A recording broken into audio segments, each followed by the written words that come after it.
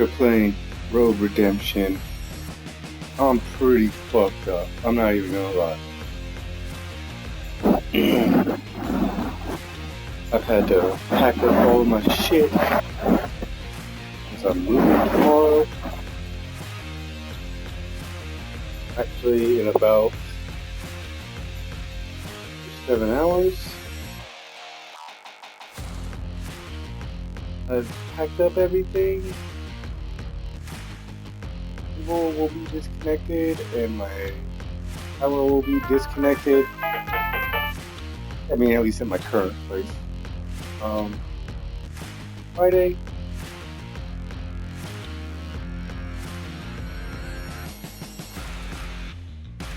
Glad you guys are here.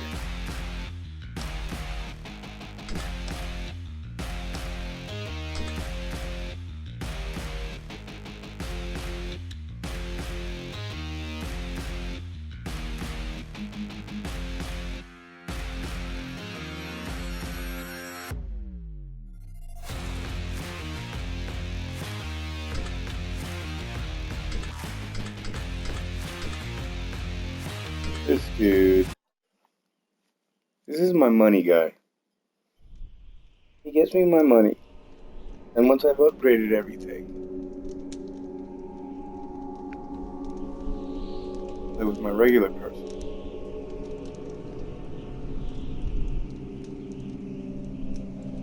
But apparently there's like a $15 million bounty on my head.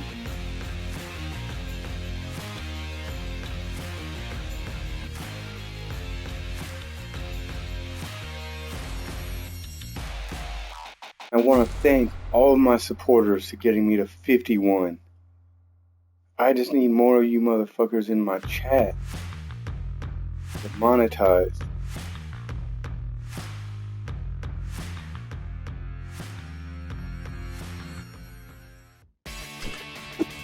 Get ready.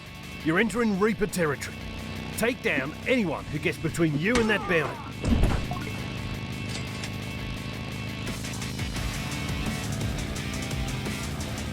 And if I get monetized and you motherfuckers donate,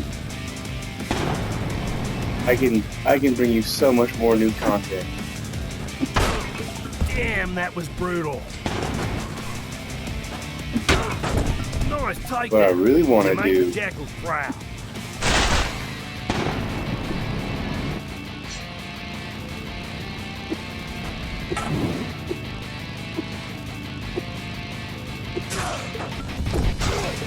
Nicely done.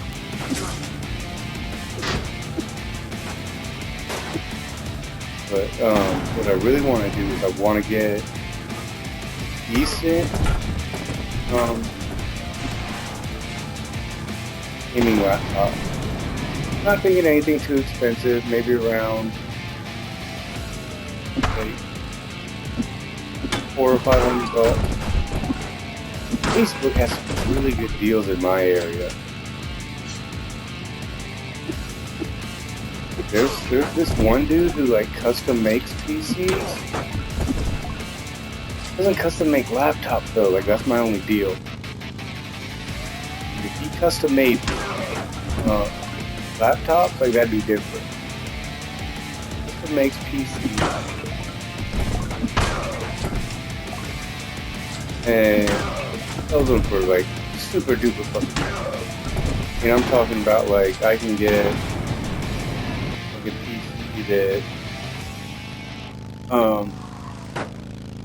in like Fortnite at 1080p 60 frames per second and can do decent on 4K TV that I have.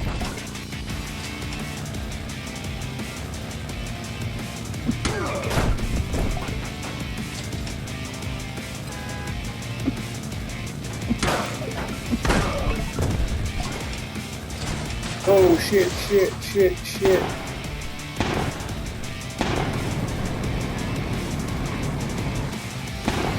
Yeah, dude, like I'm playing on a fucking 75-inch 4K TV.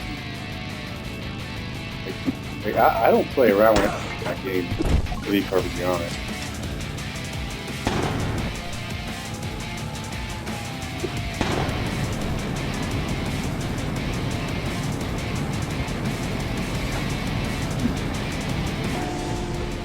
Well done. You do the Jackal name proud. But I'm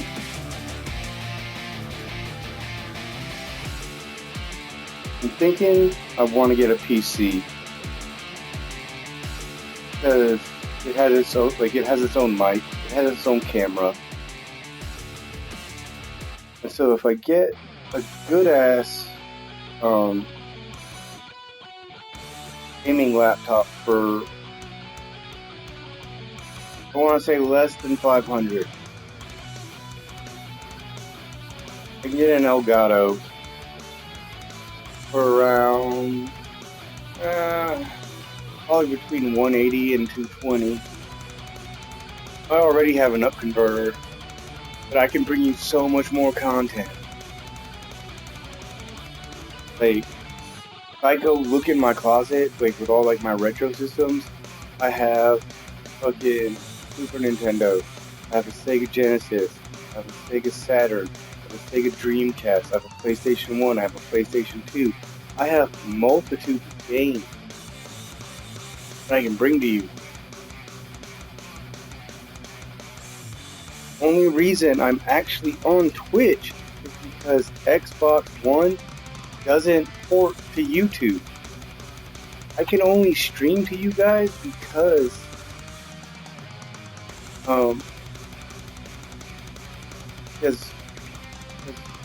Xbox One doesn't stream to YouTube. I upload all of these videos to YouTube.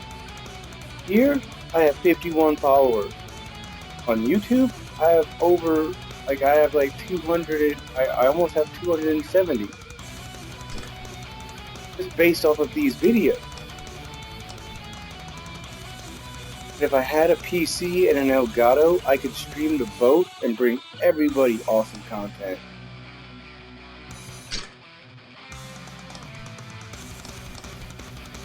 I'm just having fun, but I want to give you guys the best experience you can have. If you think you can catch that assassin before we do, you're as dumb as you are dead!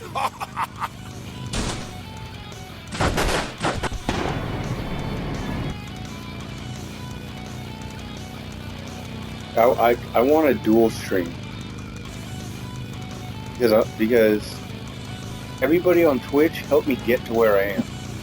So I'm not going to leave you guys behind. At all.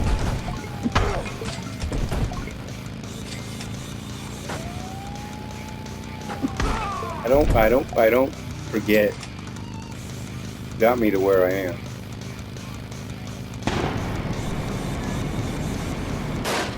Oh, you motherfucker.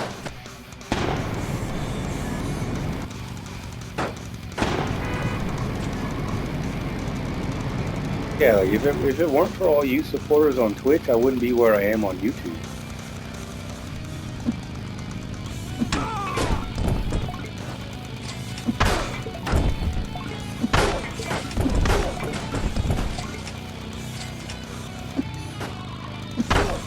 You're so fucking dead, Jackal!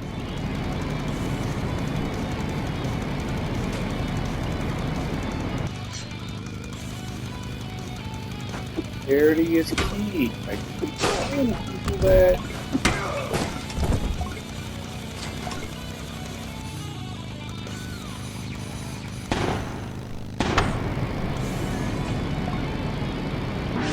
Oh, that's some bullshit. With driving like that, you should just give up So now! what is up, Colossal? How are you doing, buddy?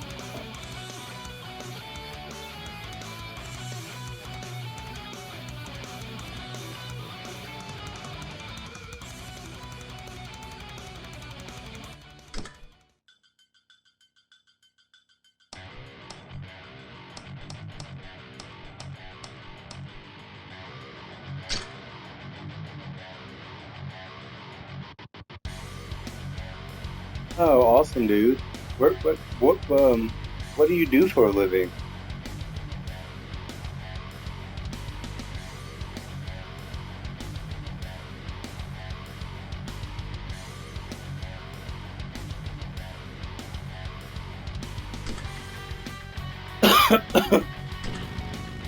You got some friendlies up ahead. Watch your fire. No, no, no.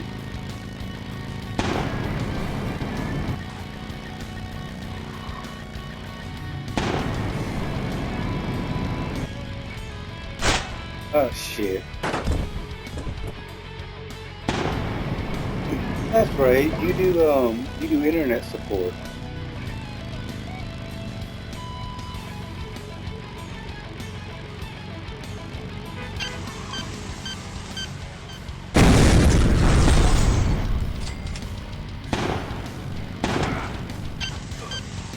Look at dick. Hey, pay attention. That guy's one of ours. Hey. Not my fault you got posted.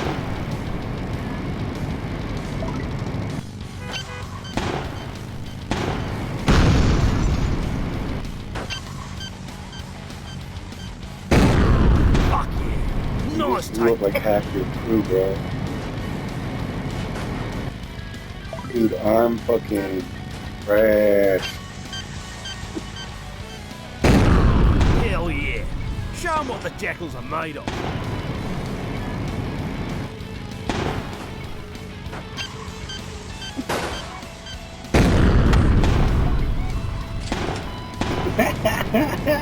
Gaming 999 up in this shit.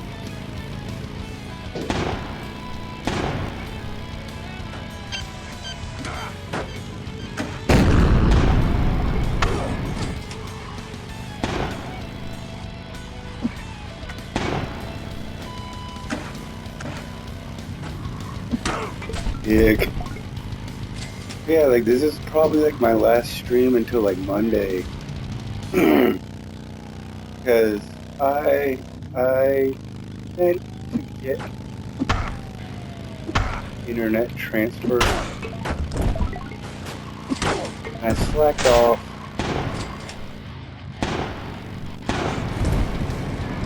Till like Monday. And I moved tomorrow. Technically later today.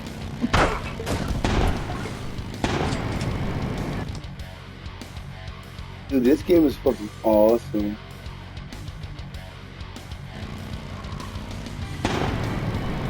You played this game? Like it's pretty much like Road Rash, but when you take people out, they stay taken out.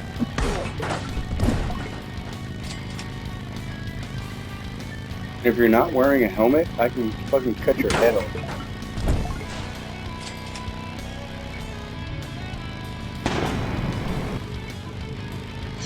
This dude. Boom.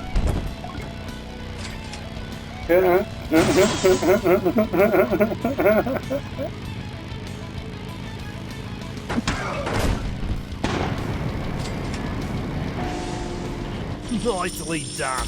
That bounty's so close I can taste it. Finish this game with your kid? I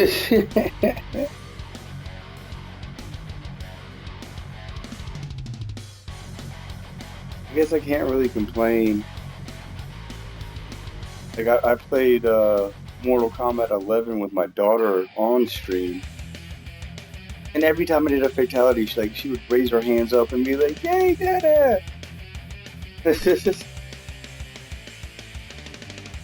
Oh, dude, I've upgraded my shit. I don't even have the wrench anymore. Like, I start with the fucking sledgehammer. Like, let me show you. Like, I start Target with the the Reaper sledgehammer. lieutenants and take them down. Start with the You'll have an sword. easier time getting through their territory. Who's gonna get?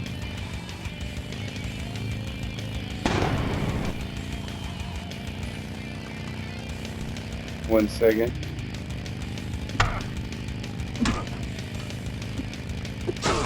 That'll be a closed casket. Got a pistol.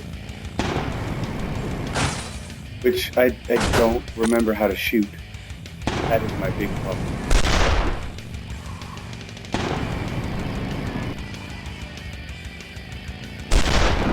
This is my favorite song. Right? Because it reminds me of damn it, like a In Flames or Darkest Hour. Huh? Just without the vocals.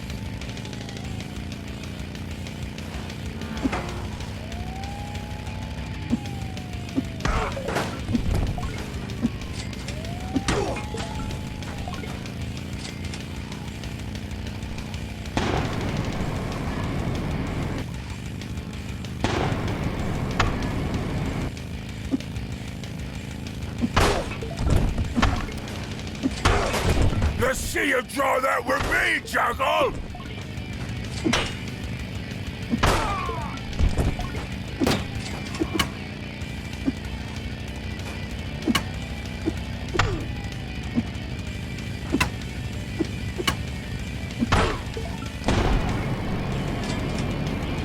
Fuck y'all, motherfuckers.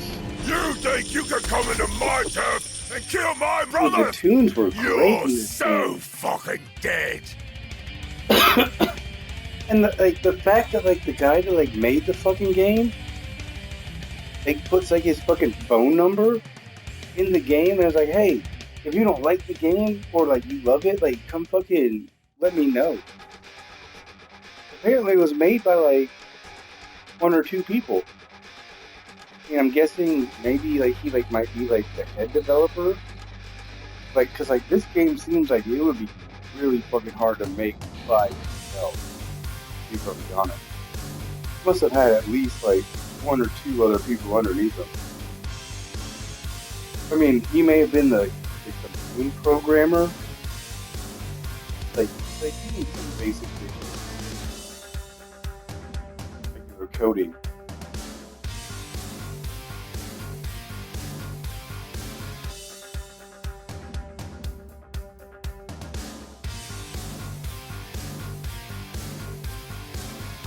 Yeah, dude, like if you can tweet this out to like anybody that you know, I am literally 3/4 of a way from being monetized here. I have the streaming hours. I have the supporters. Like I just got 2 today.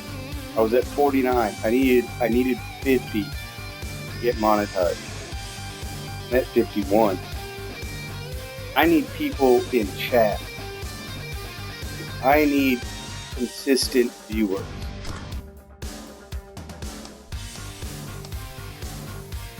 And like you're awesome. Like whenever you can be, you are here. So like I'm not shitting on you. Like I'm not taking anything away from that.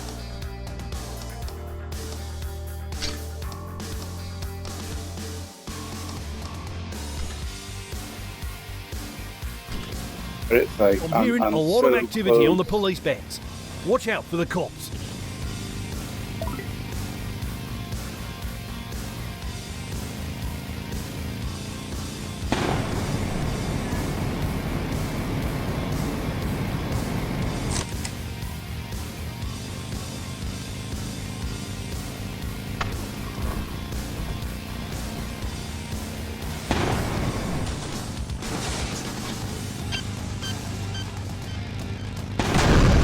Nice job, fucking crooked cops.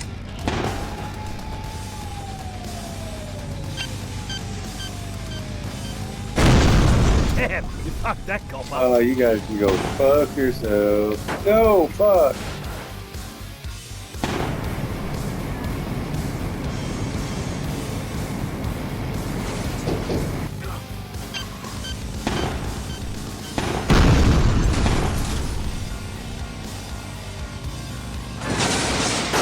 Damn it.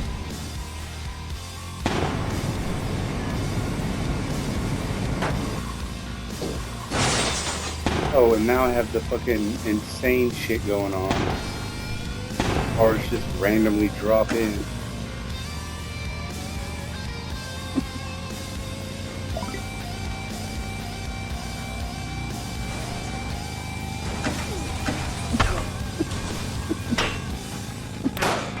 Nick.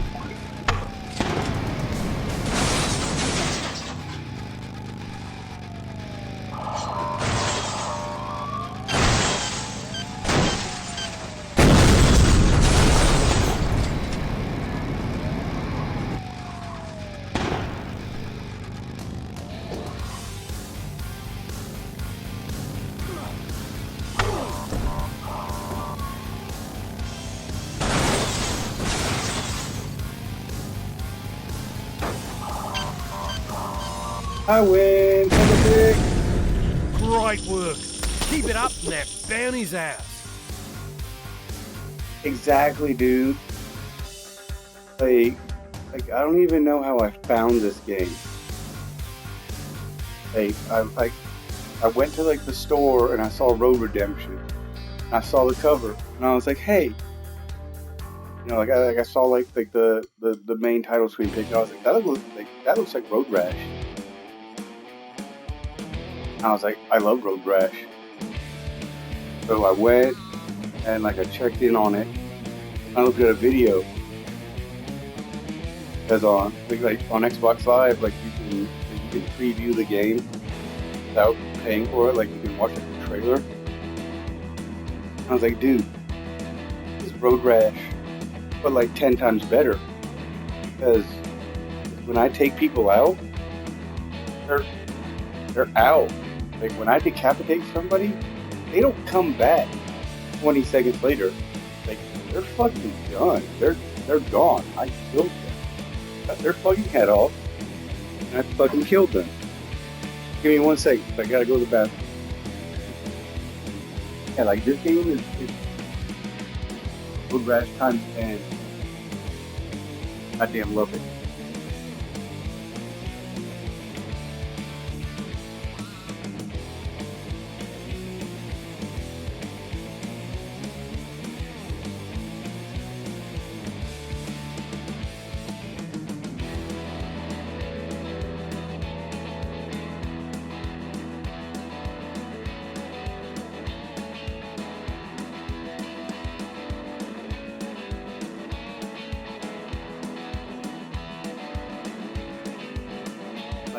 Me is what Road Rash would have been if the people who designed Mutant League Football designed it. And on top of that, I also have the remake of Mutant League Football, which is Mutant Football League, and I'm about to go to the Monsters Bowl to fucking finish up my season.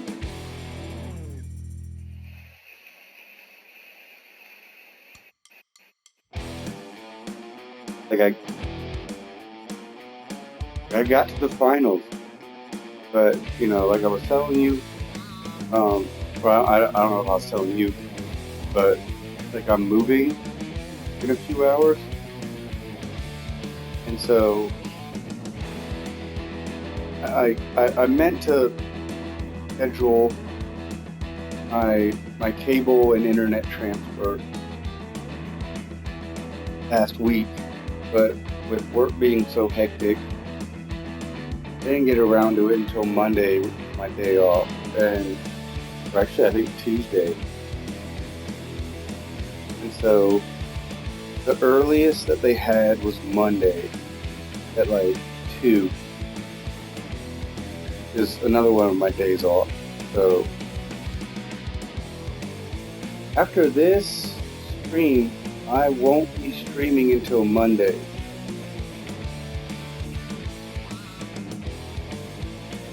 Mutant Road Rash would be awesome.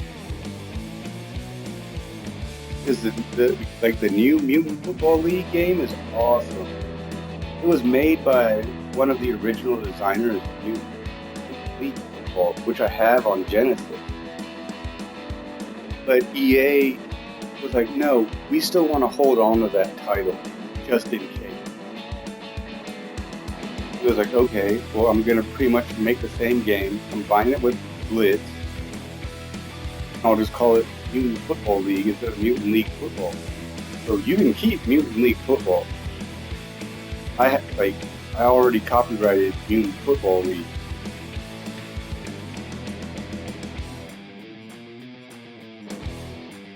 Yeah, I know, right?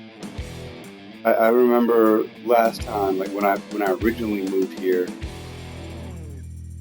they could only come on a Saturday, and I literally had to call out of work. I had to make up some ridiculous. Or like I was supposed to be there at 9. Fucking cable guy said he wouldn't be here till 10. Like I said, like I had to come up with something. Don't really guy.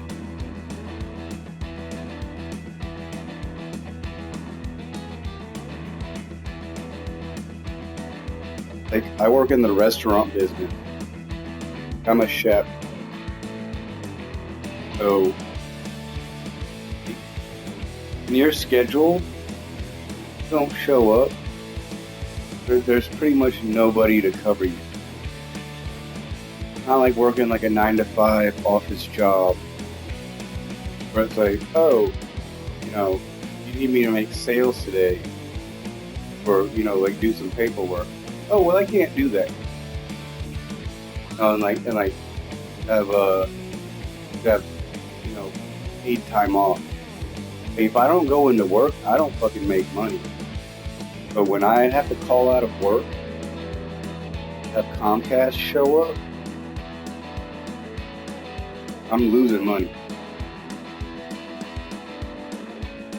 Especially because I had already set up an appointment. And they no-showed my appointment, and I called them. And they were like, oh, well, we won't have a technician back in that area till, like, you know, 2 hours from now. And I'm like, no. Here's what needs to happen. The person who you're supposed to go to next to be the one getting bumped. Because you fucked me. So you need to make it right by me and then tell the person after me that they're the ones getting bumped. But apparently with Comcast, it doesn't work that way.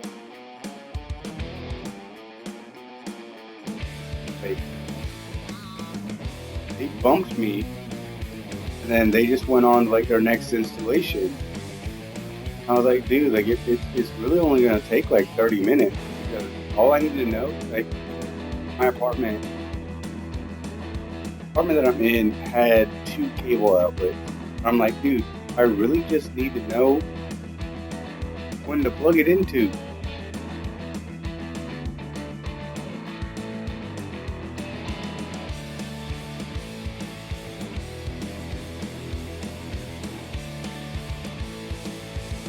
Yeah, dude, Comcast fucking sucks. Like their internet is fucking awesome. On it. Like I pay for 100 megs per second. Sometimes when I'm downloading shit, I'll get like 280 or like, you know, like 290. But their customer service, horse shit. Treat all their customers like trash because they know that their internet is so good. Like, oh, hey, you can't do that. We can be here on a time that's very inconvenient for you, but as long as you make it convenient for us, we can keep the internet. Because I think at the time they were like, we can be there Monday at like 9 or at 10. I had to be at work at 9. And I was like, do you have any other available time? They were like, oh, well, we have, you know, like 2 weeks later on one of my days off at like 5 p.m. I'm like, man, fuck that. I'll fucking take Monday. Fuck you. I need internet.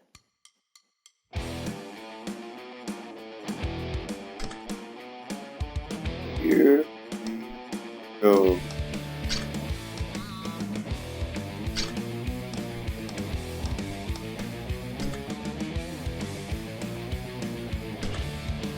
Okay, you're almost out of this, kid. Just get past the Reaper boss and you can leave this hellhole behind forever.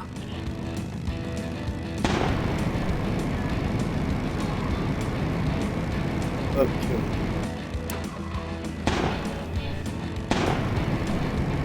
You ever play on Sega Genesis? Like Road Rash, but you on rollerblades.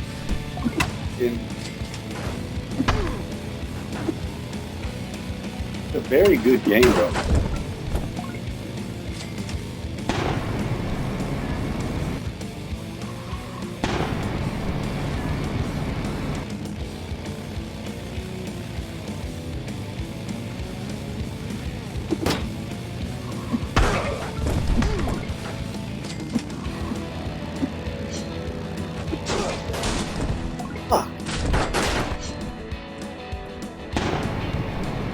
Awesome.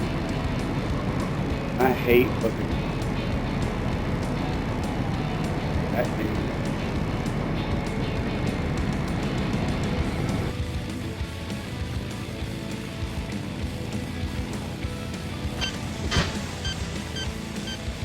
You really think you can hurt me, Drago?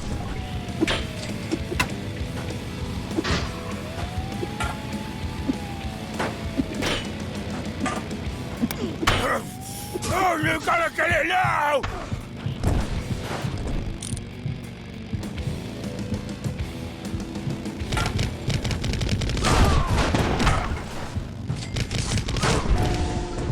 Nice work, kid. The death of the Reaper's leader gives you a clear path out of their territory. Keep going. Yeah, dude, this kitchen was fucking awesome. I only call them fruit booters because I used to fucking be a skateboarder back in the day. The blades came out and the fruit started clogging up skate parks. Kind of pissed me off. Kind of pissed all the skaters off, to be honest. That's why they came up with the term fruit booters. And they came out with the term for us for plank pushers. I'm like, okay, well, yeah, I do push a plank, but it's on wheels.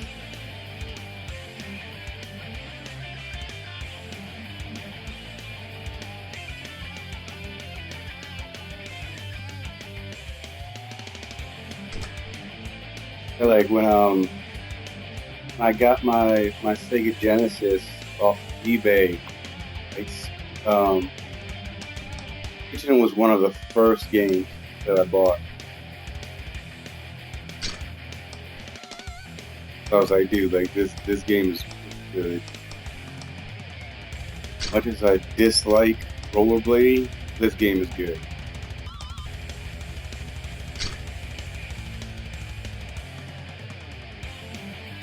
Oh, dude. And in like the early 2000s, when the fucking Razor scooter kids would try to come into the skate park, Jesus fucking Christ. Like, okay, like I get it, because like I tried rollerblading, but I'm pigeon-toed, so like it was a fucking no-go for me. Much like roller skating, like I just can't, like I physically can't, because every now and then, like my feet turn inwards, and like you're just asking for it if that's your condition. Like you're gonna eat shit.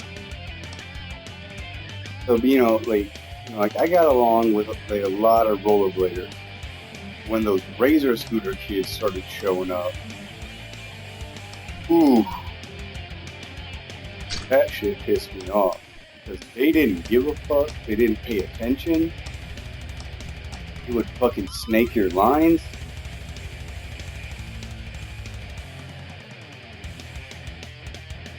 Oh hell yeah, BMXers like there's no way you're gonna miss a dude on a bike. Like when you're skating, like you see a dude on a bike, you'll be like, oh shit, I need to avoid that guy. Like some of these Razor scooter kids, like they were like young. They're like 10, 11 years old. Like they don't understand the concept of a fucking skate park. They don't understand like how hectic the environment is. Like they're just wanting to roll around on like a smooth flat surface. Like they don't realize that the reason that it's so smooth and flat is so that people can gain speed to do tricks.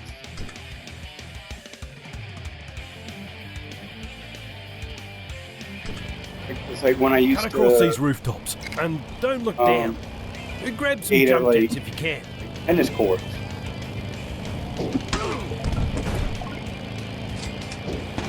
Tennis courts were the best. Oh, son of a bitch. Oh, I made it. Nah, dude, like tennis courts are the best surface ever. It give you like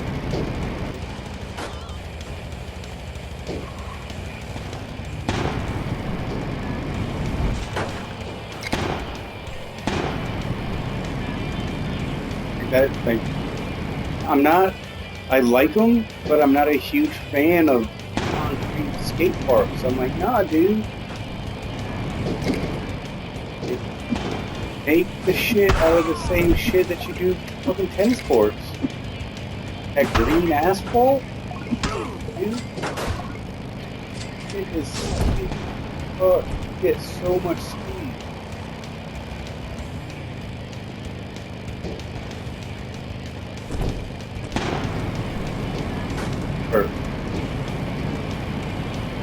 Knocking out or cut their head off.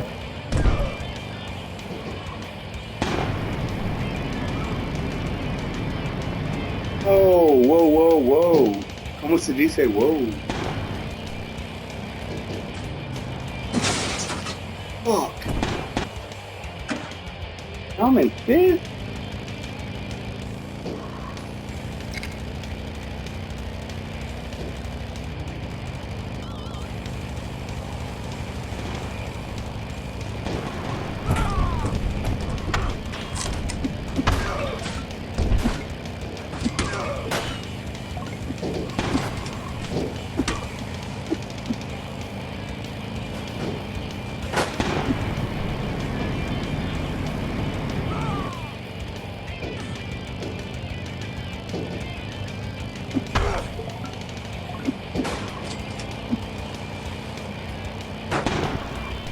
Motherfucker.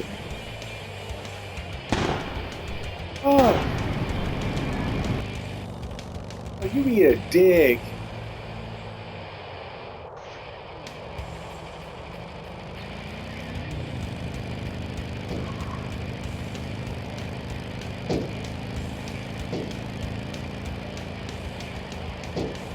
This shit.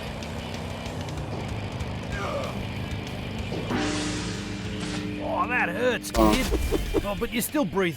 So get back on the road and get that assassin. I injured my knee in 2001 pretty bad, and that kind of did it for me at that point. I was never the same. It's fine, and snowboarding is fine for me now, but concrete impact is not the best. Concrete isn't the best for anybody.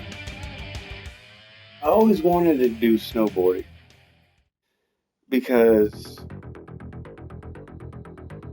mainly because like I was pretty decent on vert. I was never a very good street skater, even though I wanted to do street. It's just, here's the thing they don't tell you about street skating, is that they go and they wax the fucking shit beforehand.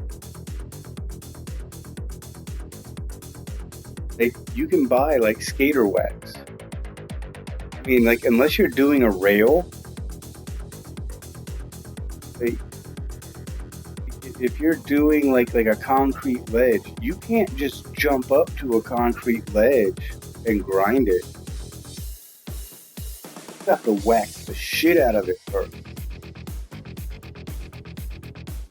And that's what they don't tell you. That's what all those fucking skate videos and Tony Hawk's Pro Skater don't tell you, is that they prep the area that they plan on skating before they skate it.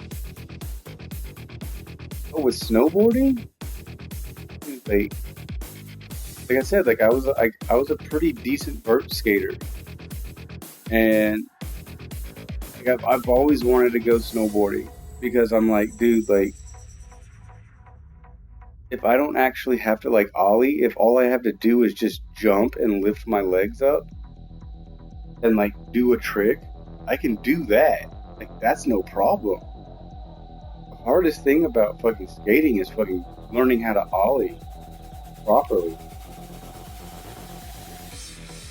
Like, if you do it wrong, like, your board will flip, like, it'll turn sideways, or you just won't do it. And, like, you'll just fucking eat shit into a wall.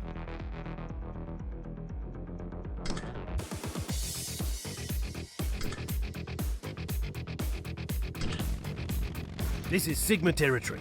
They prize technology over skill or bravery. Show them why that's a bad idea. Like, they have mechanical armor that you can take out, like, with your sword. Like, yeah. Because some of them aren't that way. This guy.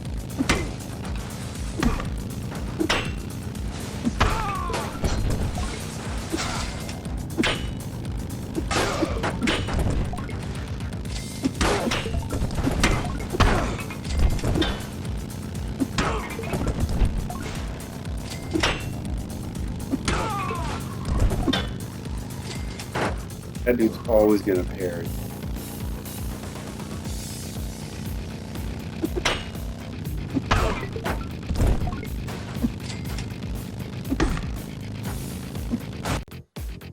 God damn it. God damn it. Solar died. Have some AA batteries.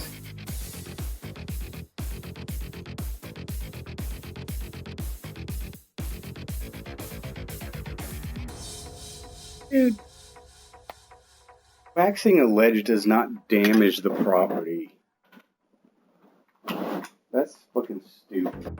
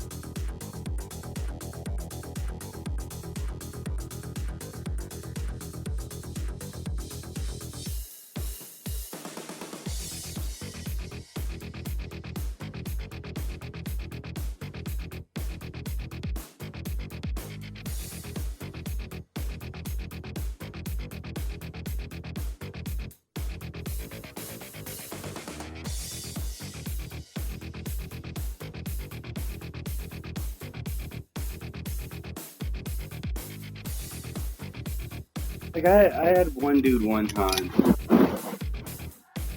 Like, there were no signs that said no skating, no doing, you know, cool stuff in front of his restaurant. And to be perfectly honest, like, the dude was, like, super cool. He came out, he was like, hey, get what you guys are doing. I think it's awesome. But, you know, you're doing tricks like in front of like the restaurant entrance. So and he was like, I don't want people to accidentally walk out, get like hit by you. I was like, all right, you know, we get that.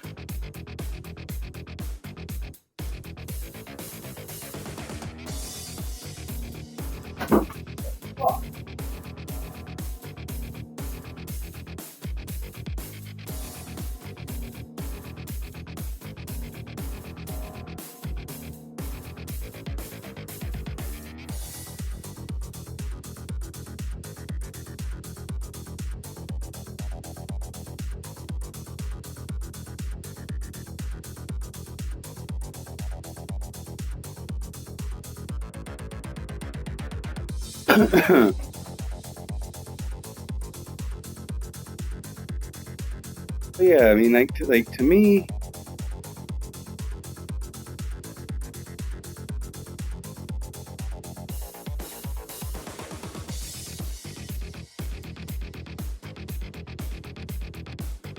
dude, I'm about to get an Xbox One X.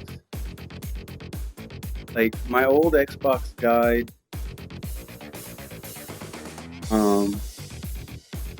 And I bought like a new Xbox One X or a new Xbox One, for like $200 from GameStop. Like I just needed a replacement real quick. But with the money that I just got, like from my new job, I'm thinking if I trade in the Xbox that I bought, keep the day one controller. Because it did come with a day one controller. He is sick as fuck. Because to me, that means I might have a day one console. But there's a very specific way to check if you have a day one console, like a Scorpio, and I'm not willing to do that. You have to open it if the Master Chief emblem is engraved on the circuit board.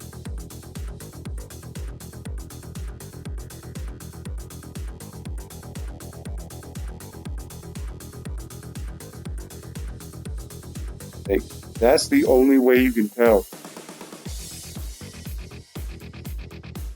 Because on Scorpios, there is a Master Chief emblem engraved on the metal above like the fan and like all the circuitry. If you open up your console, see. And like I said, if I'm planning on turning it back in, I'm not willing to do that. But I am willing to keep the fucking controller. And I'll just fucking give them the controller that I'm using now, and I'll keep the fucking day one.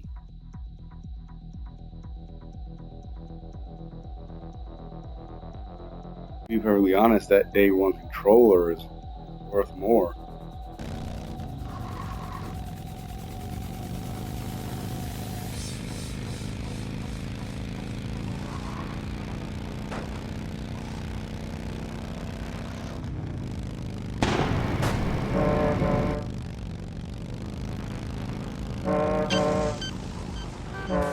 All that tech's no match for good old-fashioned firepower.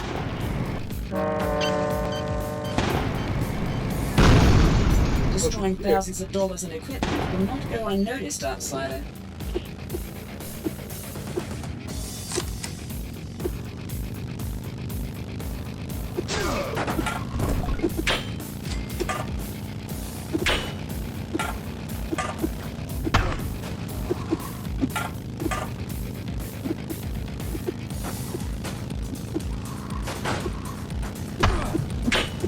Fuck me.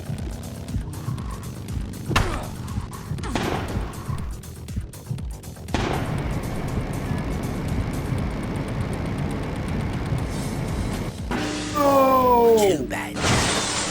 Was really hoping to kill you myself. Yeah, I got Fallout 4, I think, on sale for like $30 or $40. To be perfectly honest, I haven't even played it yet.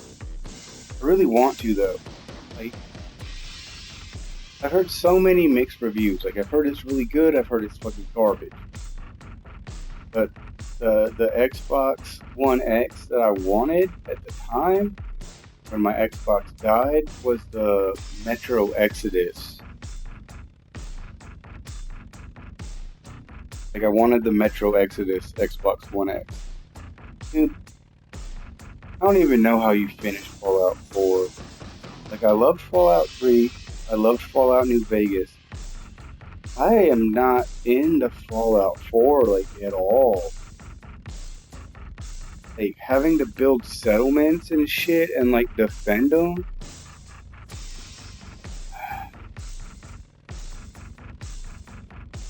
there is so much other shit to do in Fallout. And to have to constantly keep going back and defend settlements. Like, to me, like, it feels like it detracts from the actual fucking game.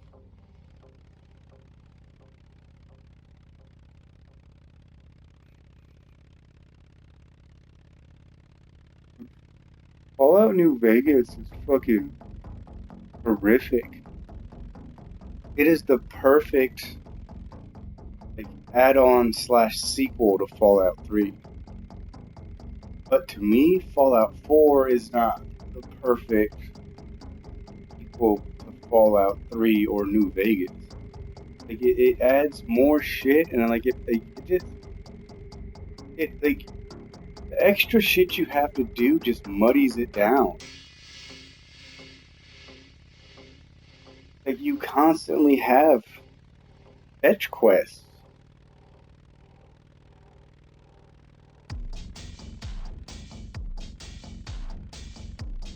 God damn it.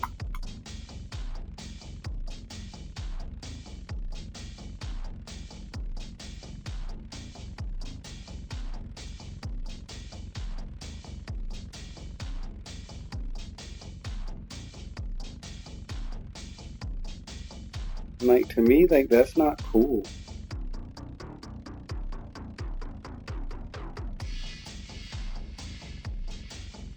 What the fuck?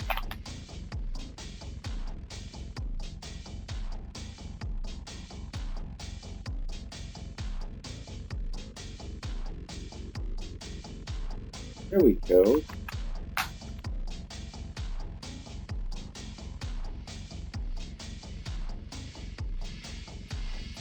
Yeah, it's... To me, Fallout 4 is just a bad game. I don't want to say that, but looking back after playing, it just, compared to 3 and New Vegas, is bad by comparison.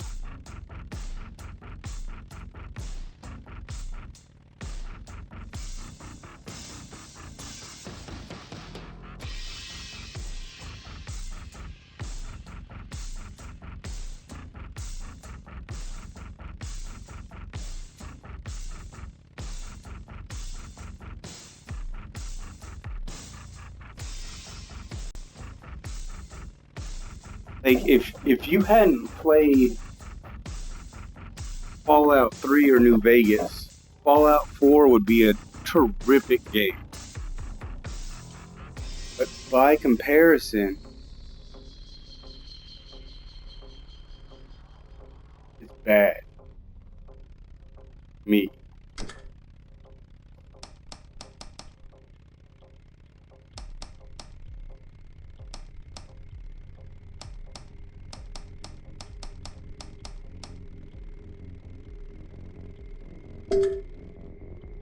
Okay, so I've pretty much gotten everything.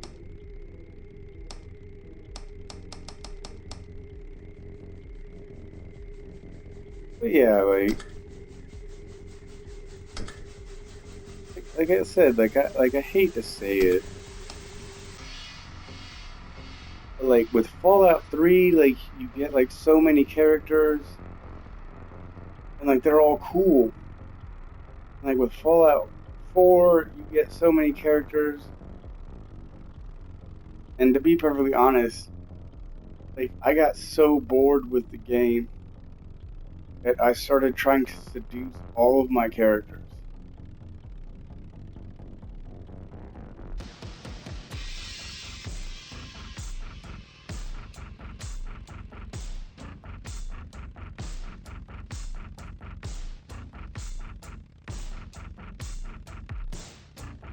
Skyrim was good.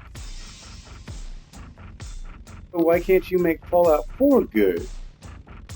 Like, Skyrim didn't have a bunch of stupid fucking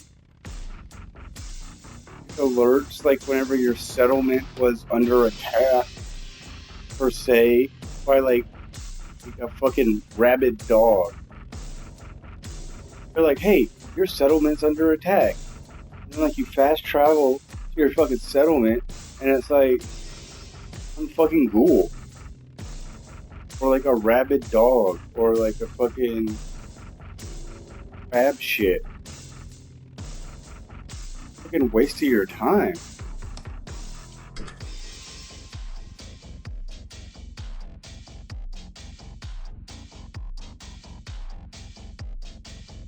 Yeah, like it's fucking stupid.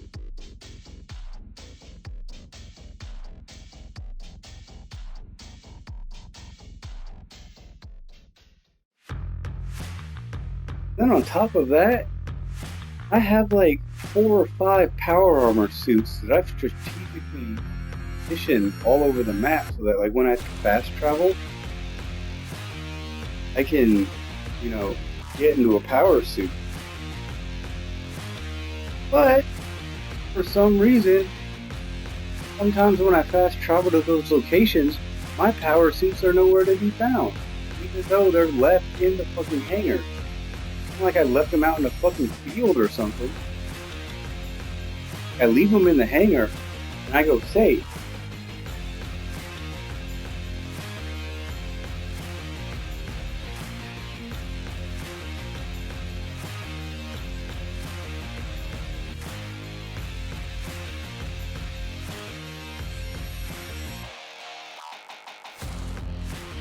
Like, I know all the locations where my power armor are supposed to be. But yet, sometimes when I go to them to get them, they're not there.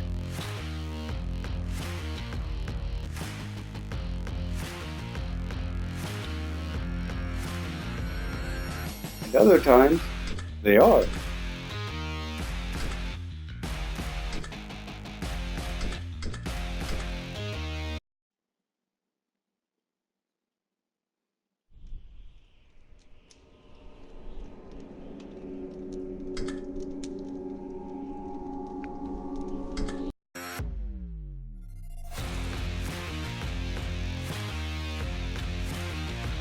Dude, like the whole settlement thing just pissed me the fuck off. Like, what is it? I think Assassin's Creed Brotherhood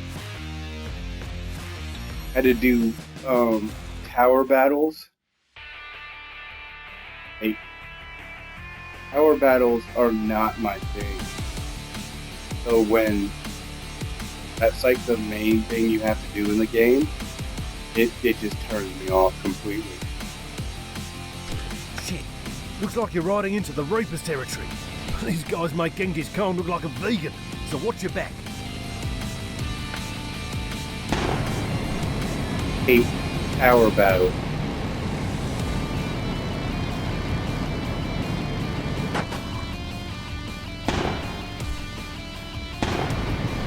Like, I played Brutal Legend, not knowing tower battle yet.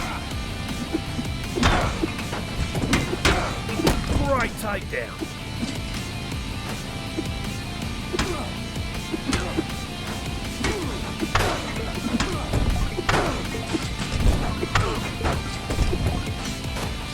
I still managed to power through. Well, last level.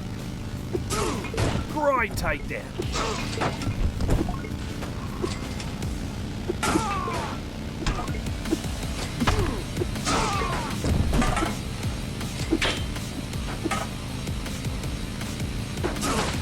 Nice takedown. Keep it up. The last level. Oh, fuck.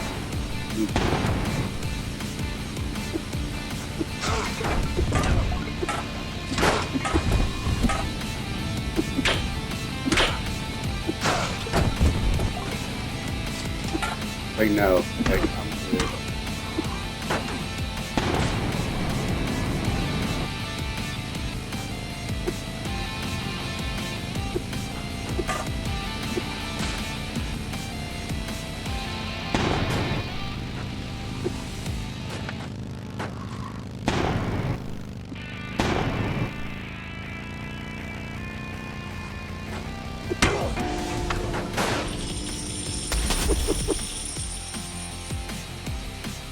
Oh, I can't wait to trade this shit in and get an Xbox One X.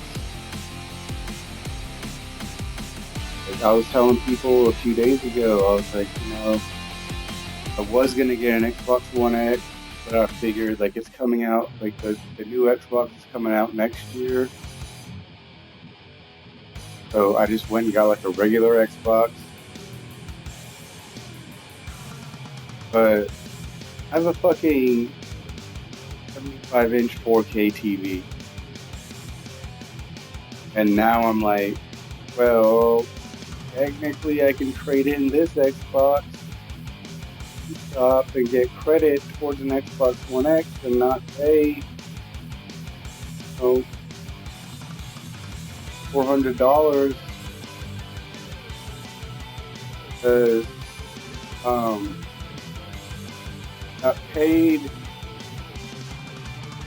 got paid on Tuesday, and after I went to work, I went to my old job. I got a paycheck. It was way more than I thought. I'm like,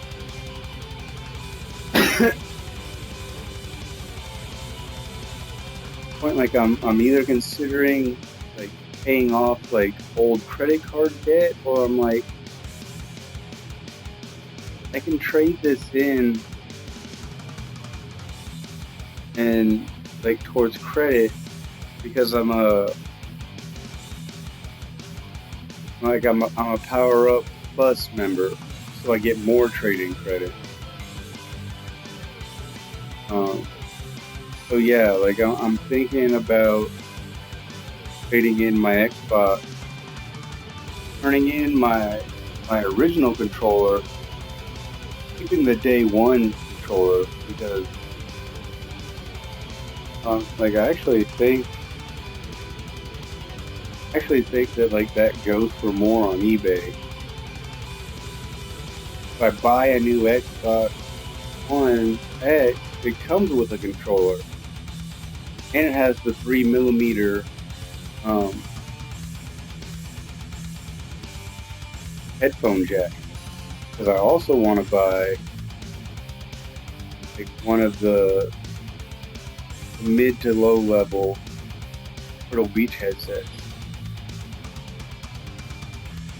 The thing is with me that I need a headset where I can hear myself in the headset along with chat and the game. And I know they make them, but I'm not willing to spend like $600 for them. Because like I have Mortal Kombat 1X or 11. I would love to see how great that game looks on the 1X.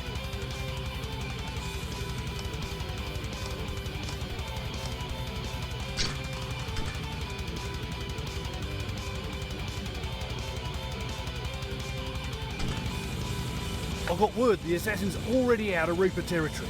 You have to hurry. And I really want to, like, I really want the new Doom. I can only imagine. Fantastic battle look.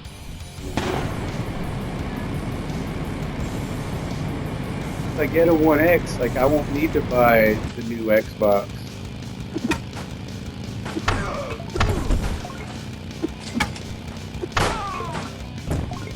Like a couple more years.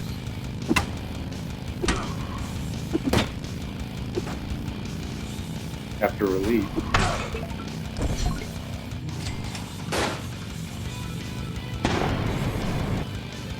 If I get a 1X, I can probably hold on.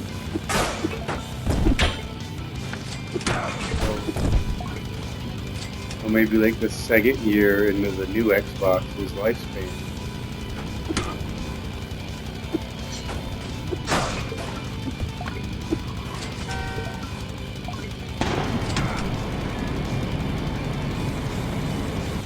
Like with consoles now, it's all about like planning ahead. Like, okay, like if I can get the best of the one, what's up, new viewer? If I can get the best of the console that I have. Well, I can Fine afford the drive. next You're iteration. gaining ground on the assassin.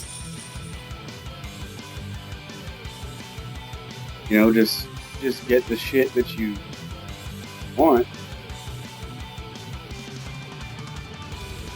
All these people talking about, oh, PlayStation 4 is better. It's not better. Those are just facts. Xbox has the better hardware. Games look better, they look cleaner.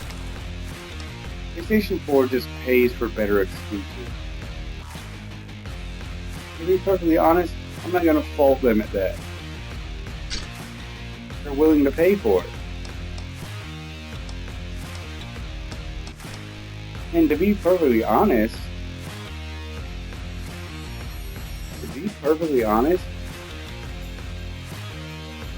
I don't give a shit about exclusives for their console this generation.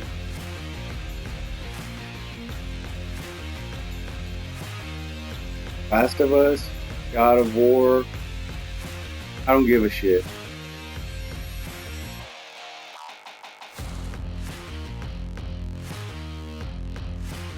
Those are games that, like, I never played previous iterations of. I hated the PlayStation 3 controller. I refused to buy a PlayStation 3. I could have afforded a PlayStation 3. But, like, they curved the trigger buttons. And, like, I played at my friend's house, and, like, it didn't feel good. It wasn't something that, like, I could continuously do. I'll put in a call to some of our allies in the area. Keep your eyes open. They're here to help.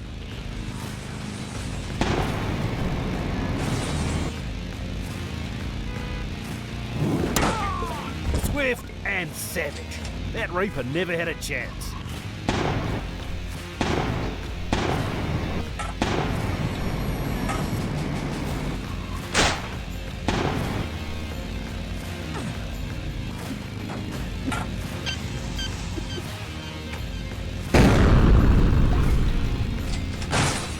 Come on.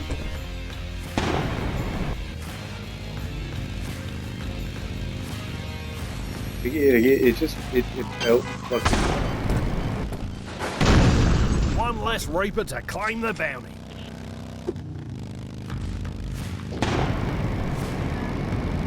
Honest, that's the only reason.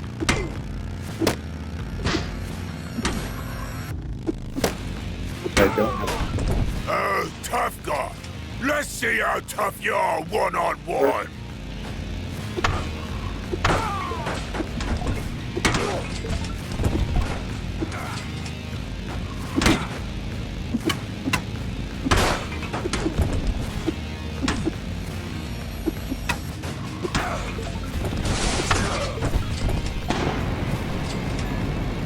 I didn't like it.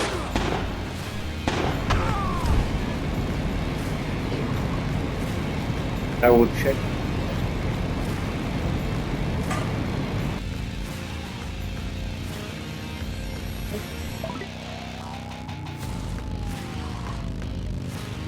It's stopping by though. Always welcome in the loop.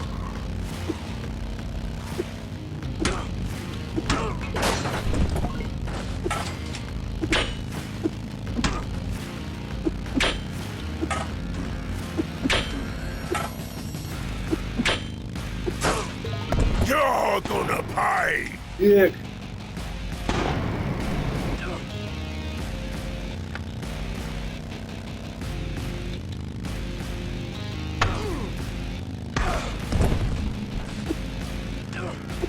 Fuck off your fire. Close your head. Fuck you.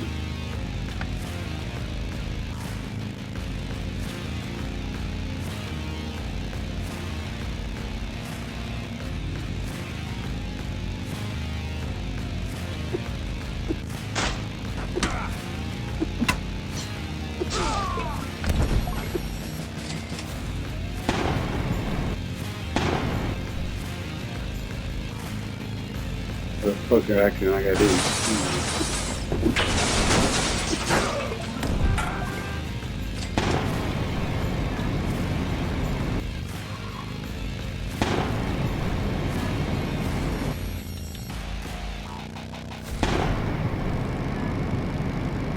The dick. The Reapers aren't used to losing, so they better start learning.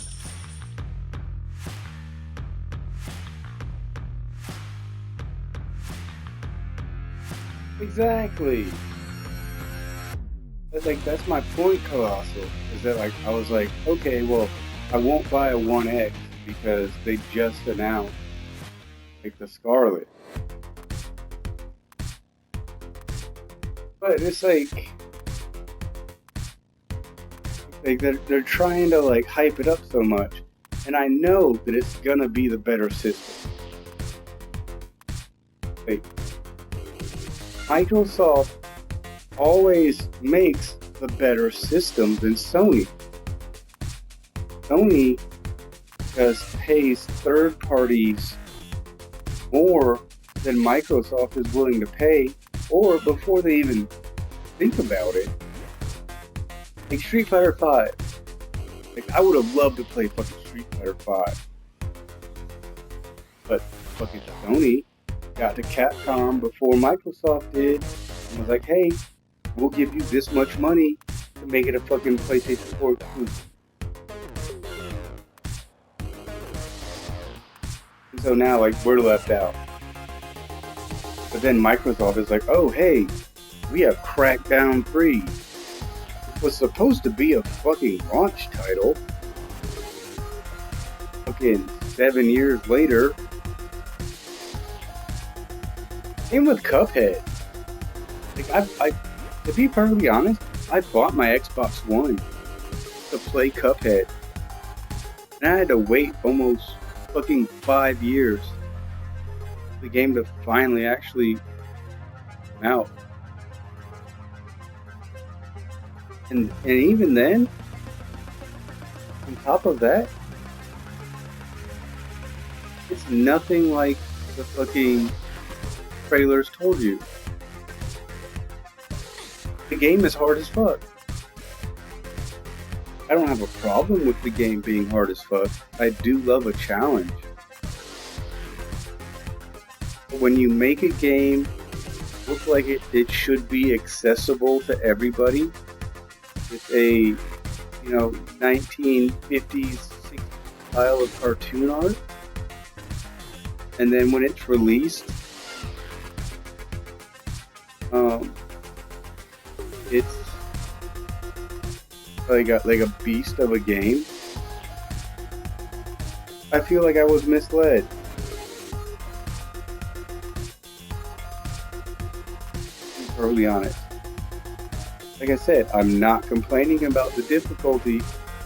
I actually enjoy it because I like being challenged. When you make a game look like it's for kids or people from that era, not even people from that era, because people from that era are like fucking 90. Like when you do like a throwback game. Like you would think that you would want it to be accessible to everybody.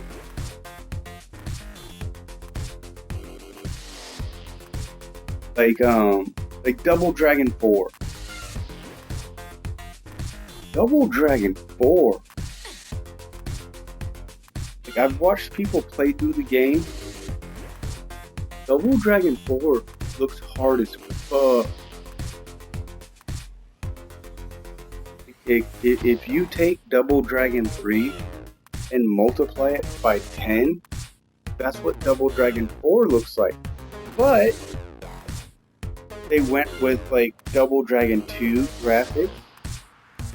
So people are all like, oh cool, like it's a new Double Dragon in like retro style. And then they're like, oh shit, this game is hard as fuck. I think I wasted my money.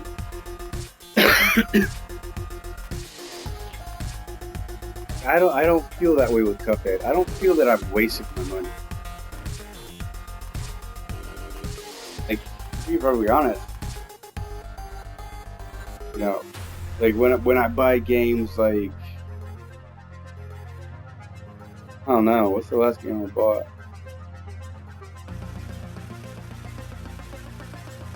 Okay, let's put it this way. When you buy a Dark Souls game, or you buy Bloodborne, or you buy Sekiro, you didn't waste your money. Because that game is going to challenge you enough so that you will get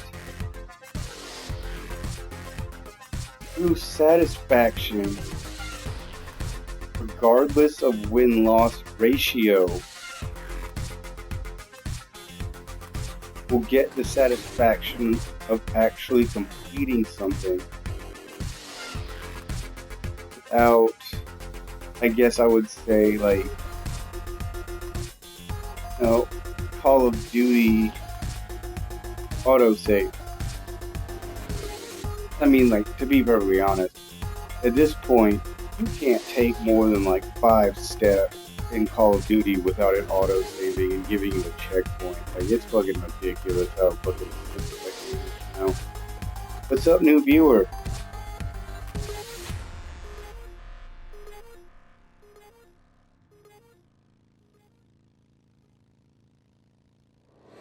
Yeah, exactly.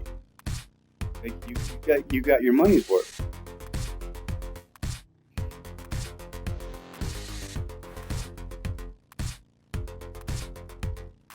Or even if I don't think you did, you think you did. You played the game enough to be like, hey, you know, the amount of money that I paid to be able to play this game, I feel that I've gotten back. And to a certain extent, I feel like I have more. It's like me with the like UFC and like WWE games. Like, yeah, sure, like I played the career mode, I built my own character. Like, to me, that's enough. Like, I'm having fun doing that. But with both of those games, I can also go online and challenge others. I just bought Mortal Kombat 11 when I bought my new Xbox. You know, I played the story mode on that. Story mode was well worth the $60. I could play online. I choose not to play fighting games online anymore because there are way too many tryhards.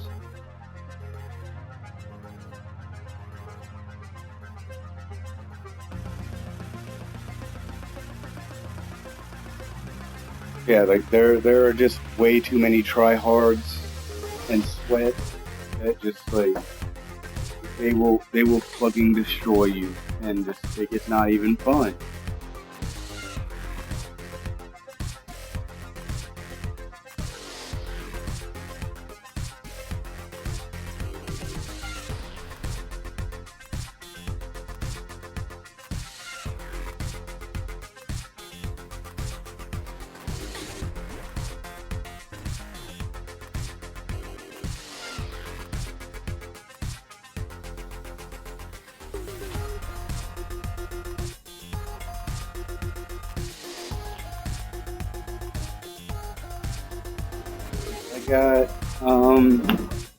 I got Tekken Tag Tournament.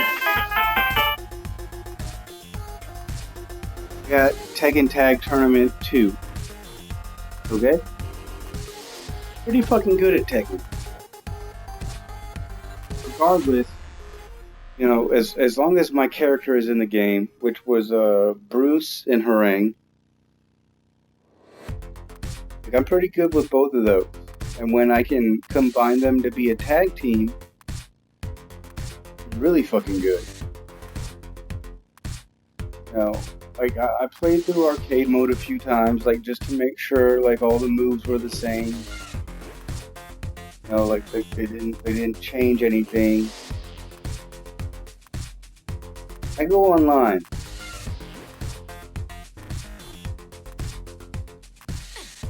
First time I go online, get matched up the character that's supposed to be my skill level.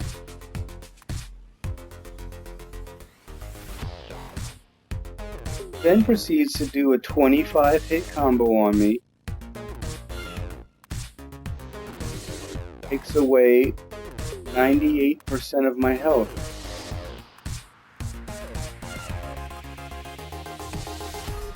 How is that fun for me?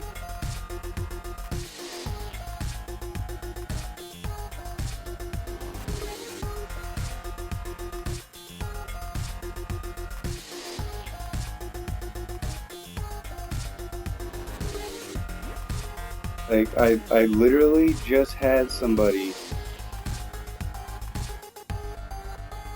to be perfectly honest, beat the shit out of me. And pretty much only has to hit me like one more time before I'm dead.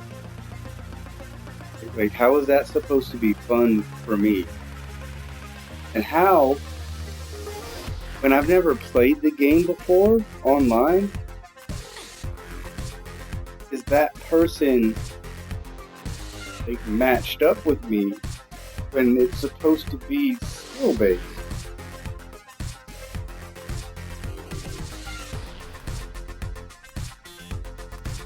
You know, like I didn't even do ranked, but at the same time, even unranked, they're supposed to put you with people in the same skill level. And if I have a 0 next to my name,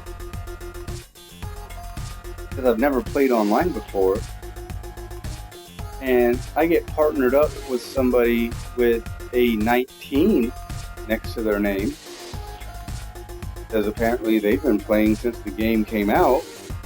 So I think the level cap was 20. Like how am I, like, what the fuck am I supposed to do with somebody like that?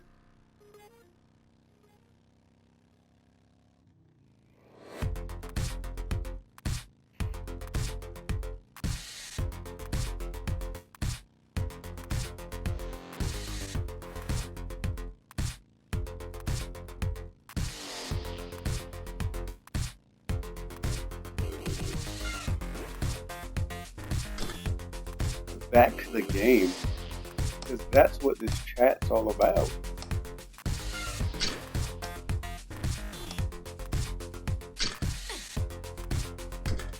What is up, new viewer? How are you doing? You think you're gonna beat us to the bounty with that piece of shit bike? Go home before you get hurt. I'm about to knock some motherfuckers' heads off.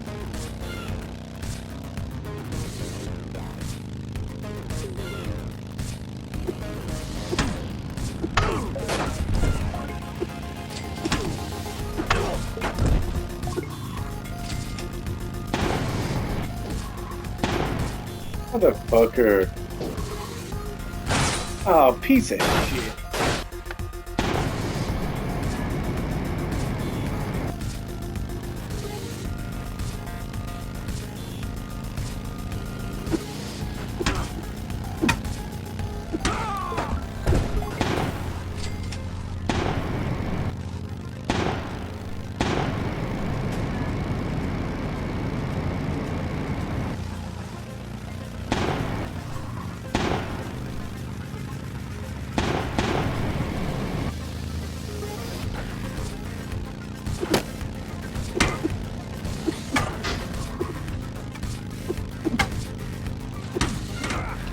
Dick, dude.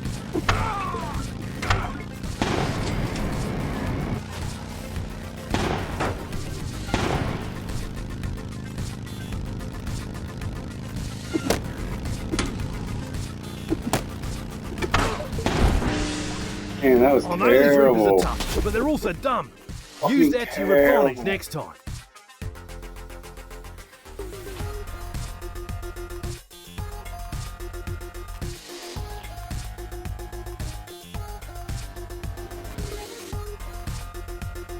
I'm ashamed of myself because of that. I've never finished that poorly.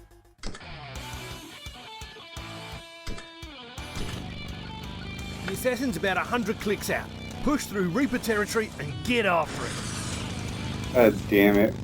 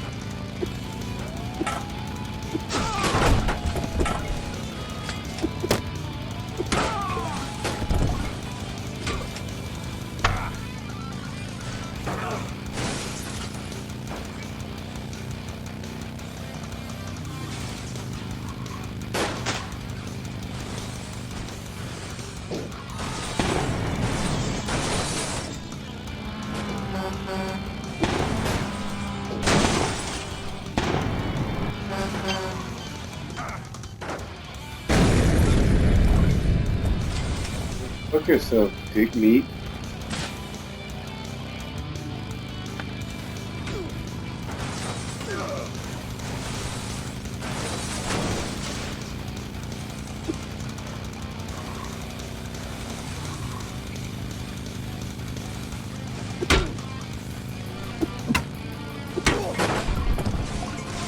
Gig.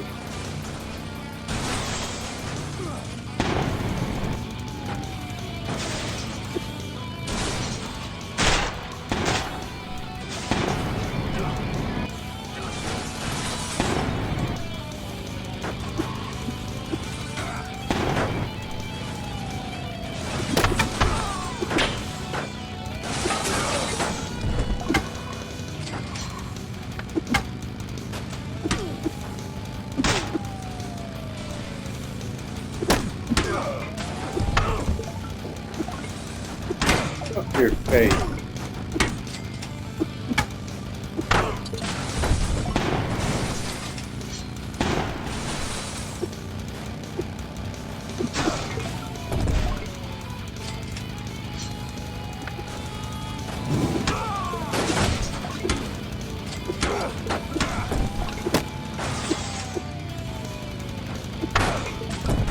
As I've said before, dexterity is key in this game. You need to be able to play without looking. Impressive driving for such a piece of shit ride. If I didn't have to kill you, Welcome back, I might try to Colossus. recruit you. Hold on.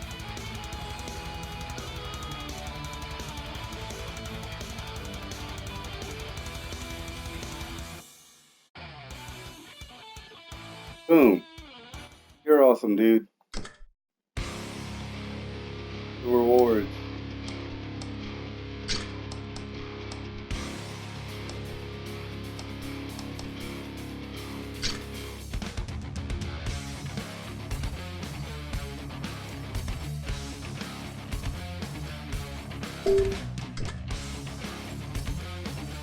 I mean, dude, like you're one of the few people that consistently show up. Like, it pisses me off sometimes.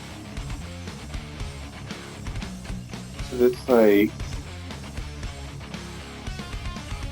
you know, like we have the same friends on YouTube, and they're all subscribed to me here as well. I realize that Twitch has its issues, But, you know, sometimes I want to be a dick. Sometimes some of the bigger names don't show up. And I know they get my notification.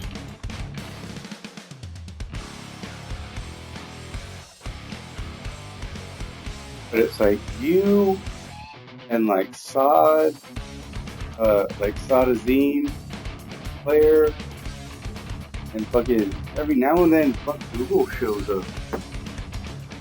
Remember, like he's not fucking busy. Like he'll be fucking down because his bot fucking tells me or tells him. I mean, like you I'm know what I impressed. mean? You're almost to the border. Just keep an eye out for the Reaper boss. He's not exactly the negotiating type.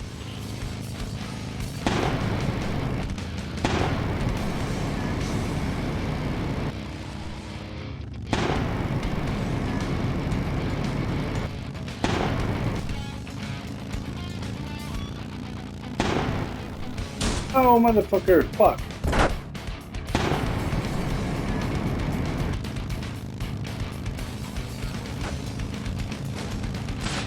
What the fuck, dude? No, like every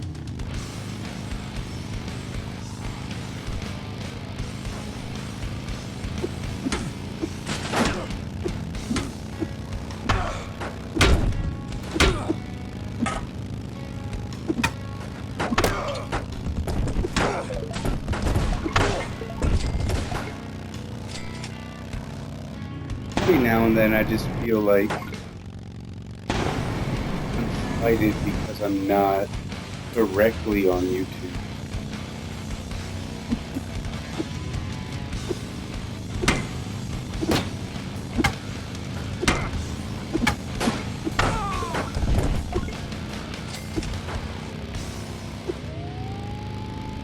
Like I said, like I get it, dude. Like I know the fucking app sucks.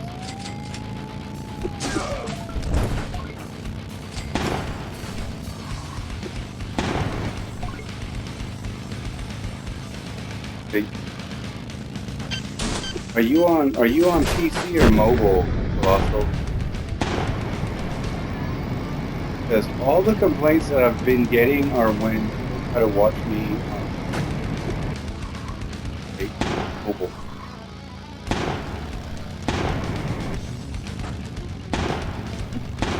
Fuck you!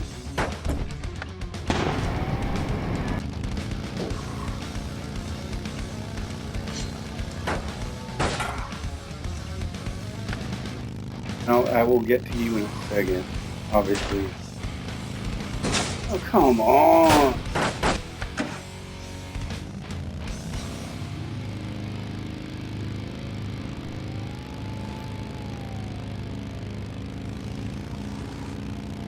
What are you test streaming? How much of a fucking dork you are?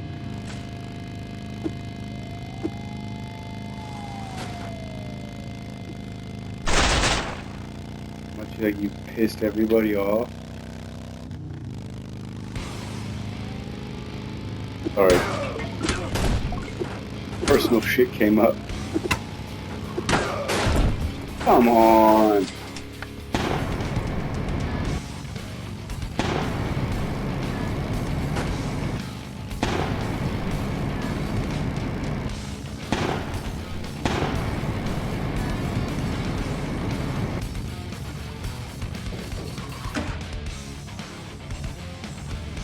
Dude, that is bullshit.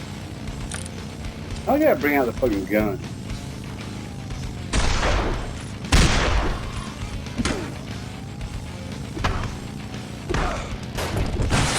Oh, come on. Jesus Christ. It's fucking wrecked. Literally.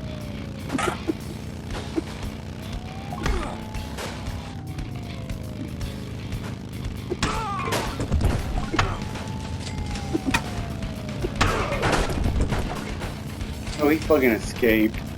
That piece of shit. Oh, you barely escaped with your life, Jackal.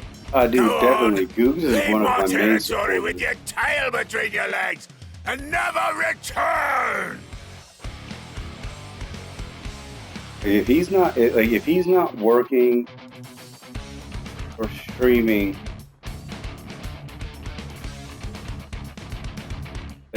he's usually in here.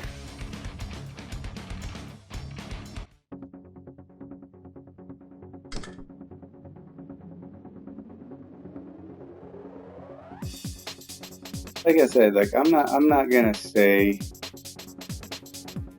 on stream who does it, because to be very honest, one of them gives me actually tremendous support. It's just nobody shows up.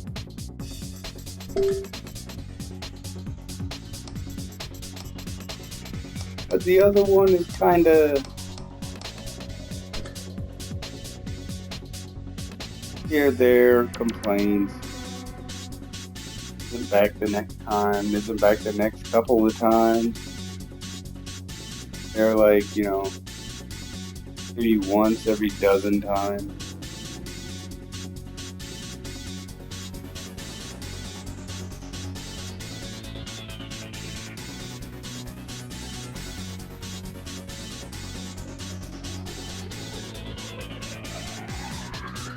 We know them both. That's why I, you know, like I'm not saying names. I'm like, you know, like I said, I'm on a different platform. I get that it's difficult. It's pretty much like I came on here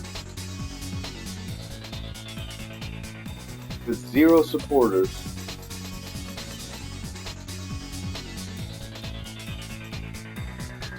And with the help of others,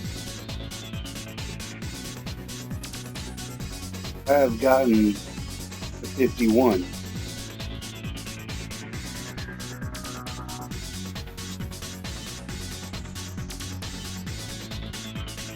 So that's what I'm saying. Like, I'm not hating on anybody,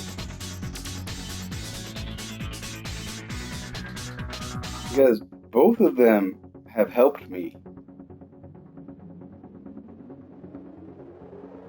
They're like the people I'm talking about. I know Goop hooked me up. I'm just saying, the other 2 people, like, they support me and like they try to help me. It's just, it's kind of like, what's the point if you're not here?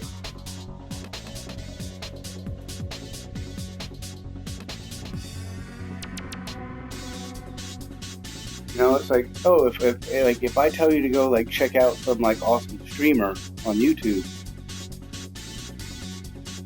I'm like, hey, like go check this dude out, or like check this chick out. She's fucking awesome. He's fucking awesome. And then when you go there, like I'm not even there. Like, you know, like it sends mixed messages.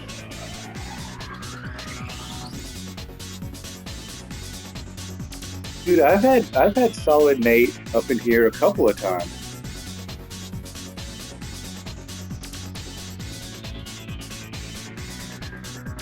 What's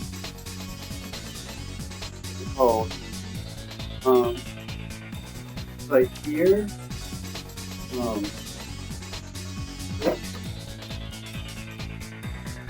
if you're not streaming, but one of your friends are, you can go to their stream and host them, so that when people come to your channel, it sends them when people go to your channel, it sends them to your friend's channel. I've had Todd and like Nefarious West come in and like host me. You know, like that's much appreciated. But I'm like, yeah.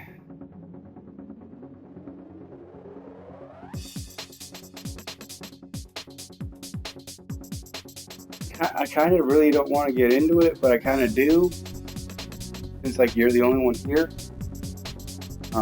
But I do post these on YouTube, But at the same time, I also know the people that I'm gonna be talking about aren't watching my video. It's weird. Because when they do come in, they do show support. Like I'm not trying to shit on them. What is up, new viewer?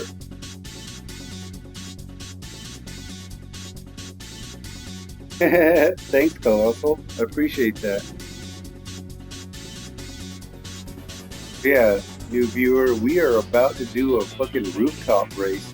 I want to stick around for that. Give me 1 second.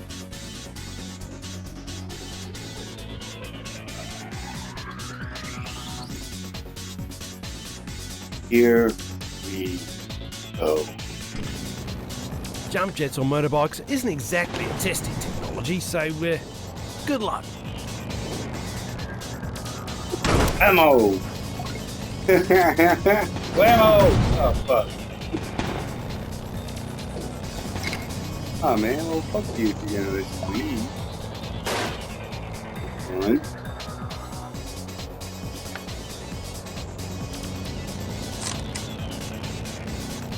Yeah, like, this one is just a time trial.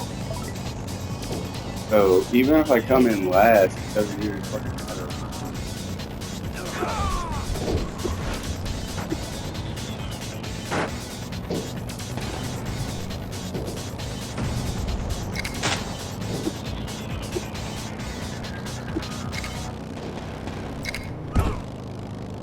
To be really honest, none of this fucking matters.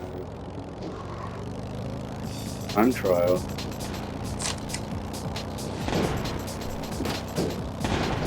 Ammo and shit.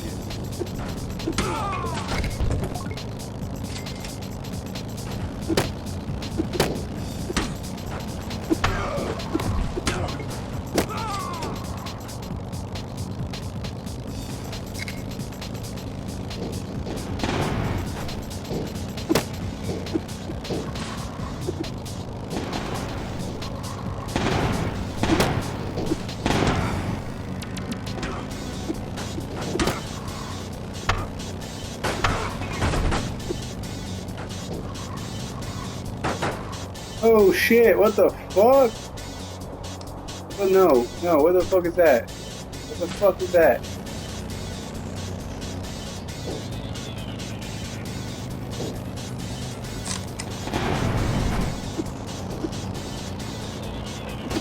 Ammo.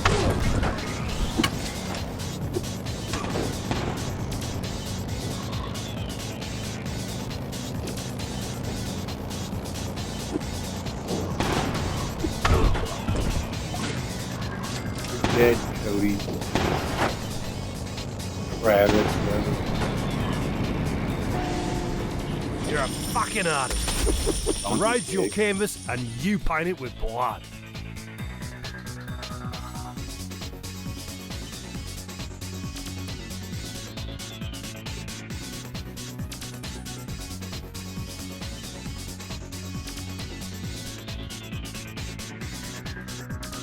A cigarette in my hand.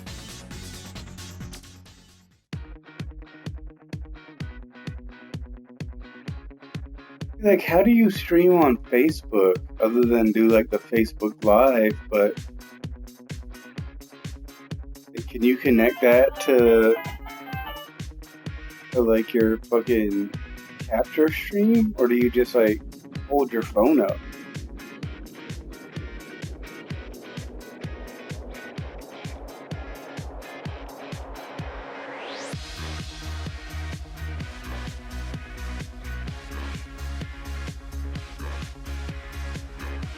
Because I actually did a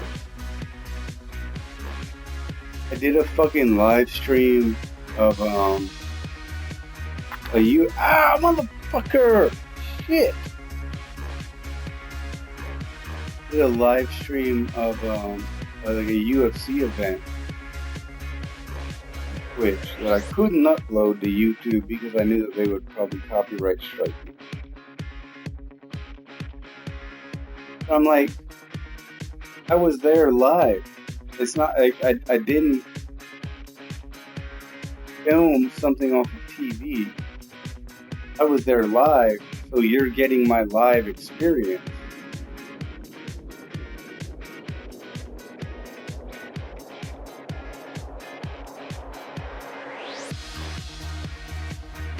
Like, you know what I mean?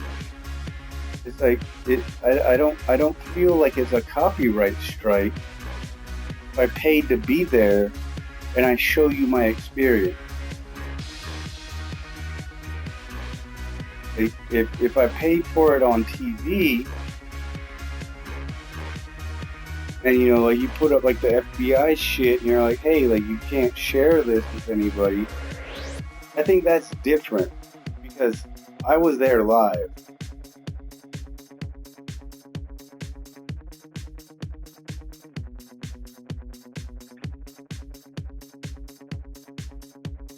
And to be perfectly honest, the security guard saw me fucking holding my camera up and streaming and didn't say shit to me.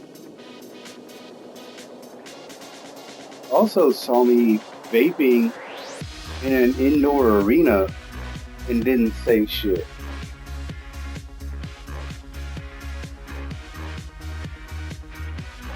Like I said, I knew that if I uploaded that video, like, because like I streamed the co-main event, then I ended it, then I streamed the main event, and I was like, if I upload these to YouTube, I'm gonna fucking get in trouble. Like, I know on Twitch I'm not gonna get in trouble.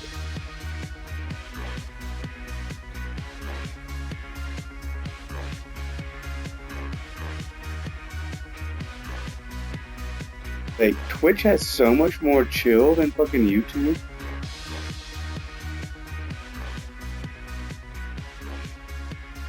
Which one shouldn't be an issue? So also, filming or vaping? Because I mean, like when fighters get done, like there are so many people in the front row, like taking videos and pictures of like the fighter. They're like, hey, like come. They take a picture of me, and they're like, oh, like, let me suck 5 or whatever. You know, good job. Well, you know, like, they'll pat them on the back as they walk by, be like, hey, like, you know, you tried. You know, like, you're still awesome.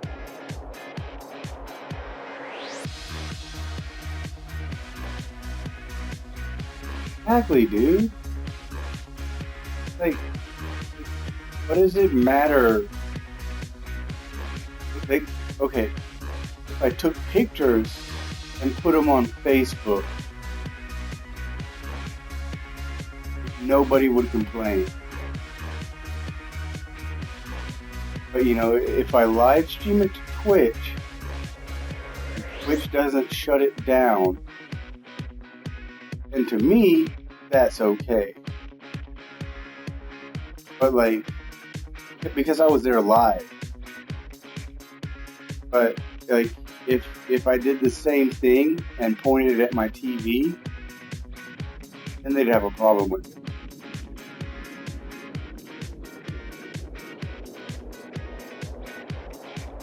Because it's like technically like an regulatory duplication.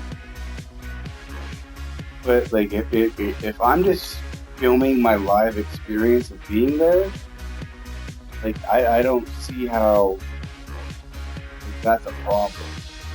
Because I was there.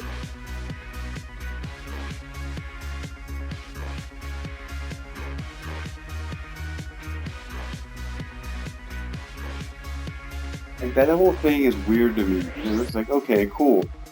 Like, I can pay $60 for it. And watch it in my home. And not be able to stream it.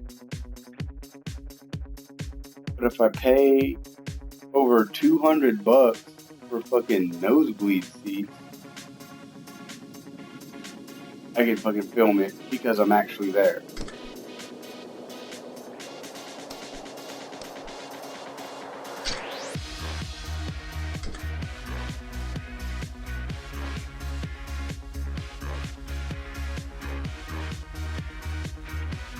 Yeah, see, that's what I thought. I was like, dude, like I'm here. I'm live. You know, like if I record this, like there's no copyright because this is my personal live experience.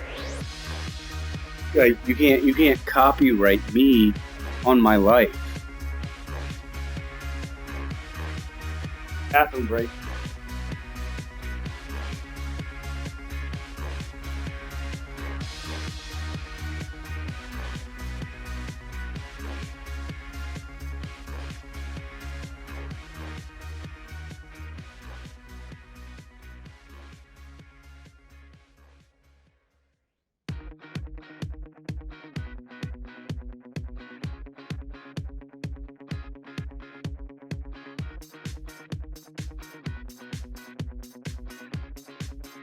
Yeah, like I do get that. Like whenever you pay for it, like in your home, you're paying like a minimal price. So reproduction and copyright come all in there. Like my ex-wife, she had bought tickets for her and her current boyfriend. And which is weird, because like he's former army trained and did like 4 tours, and so like she bought the tickets for him and her. And then when she got the tickets, she was like, hey, do you want to go? He was like, no, I don't like watching people fight. I'm like, and so like she called me.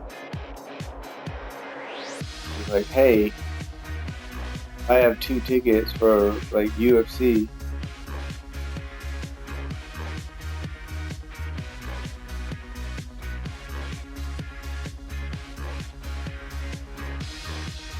Well, see, here's the thing, Colossal. If your ex does karaoke,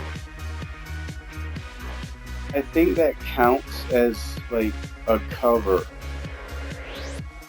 It's not original material. That's why when you look up Guitar Hero, you can still watch full videos of Guitar Hero 1 and 2. Because ones that were on those discs were cover songs. Like they weren't played by the original artist. Anything after 3 introduced, they brought in the original artist. They brought in the original track. And so when people started, playing Through the Fire and the Flames, Fire and the Flames 100% completion. After like 15 seconds, there's nothing. It's them doing it. Yeah, but like my ex, like she bought tickets for her and her boyfriend, and apparently, after seeing combat and everything, he's still a bitch. And doesn't like watching people fight. Like hand to hand with skill. He would prefer to just fucking shoot at somebody. And so she was like, hey, he doesn't want to go. I have an extra ticket. Do you want to go? And I was like, well, fuck yeah, I want to go. Like, I don't even care what kind of seats they are.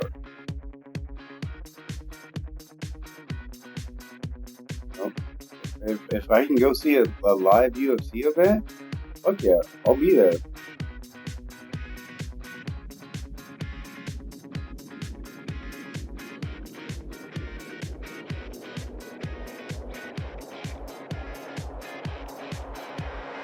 Wait, what kind of? You're in Sigma territory. They used to be human, but their lust for technology has turned them into cold-hearted killing machines.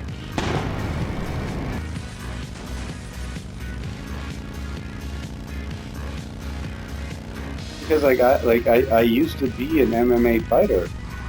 Like, why would I not want to go see real life?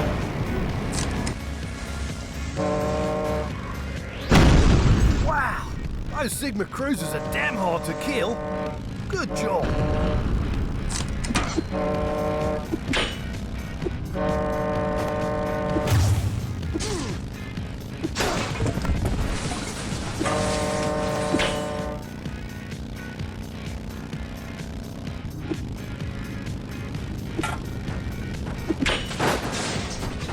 Oh.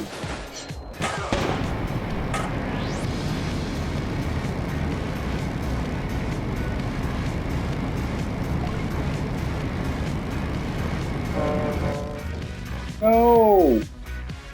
Piece of shit.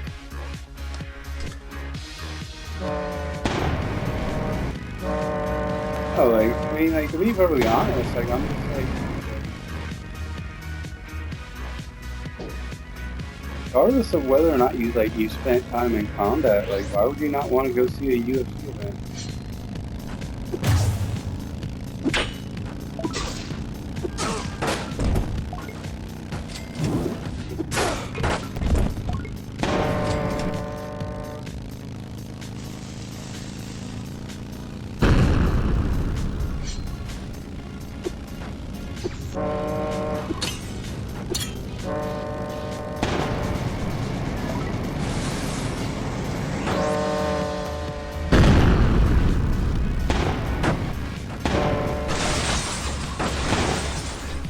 Dude, come on.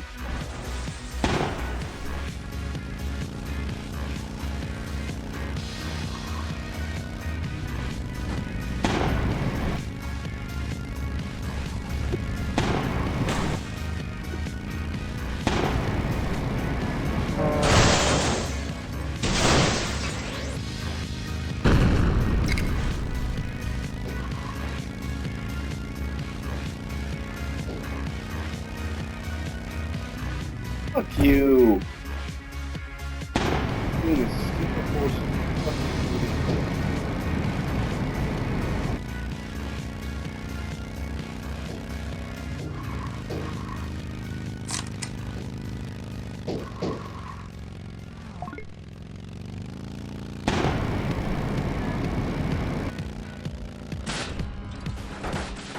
Thank you.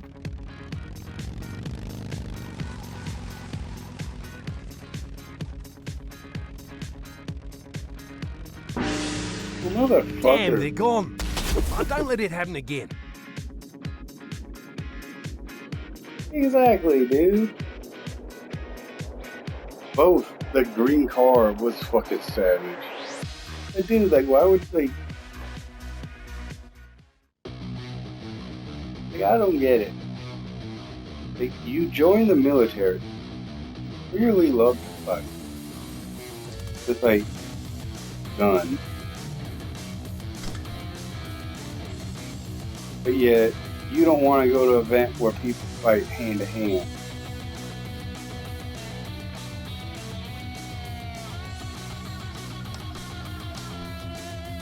Like, to be perfectly honest, like, I even told my ex-wife that. I was like, your dude's a fucking bitch. Like, why is he a bitch?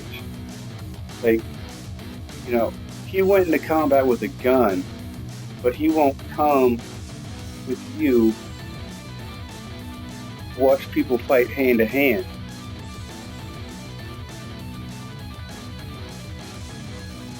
And I'm like, because he can't fight hand to hand. He only knows how to use a gun. And to be perfectly honest, I don't even know how often he used it.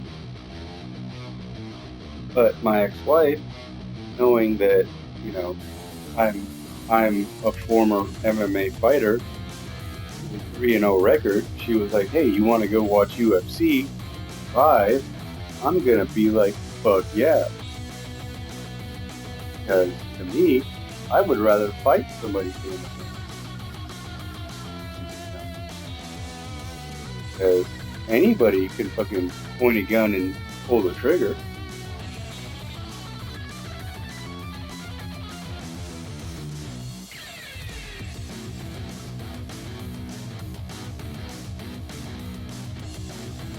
If you're good at it, you'll be a sniper.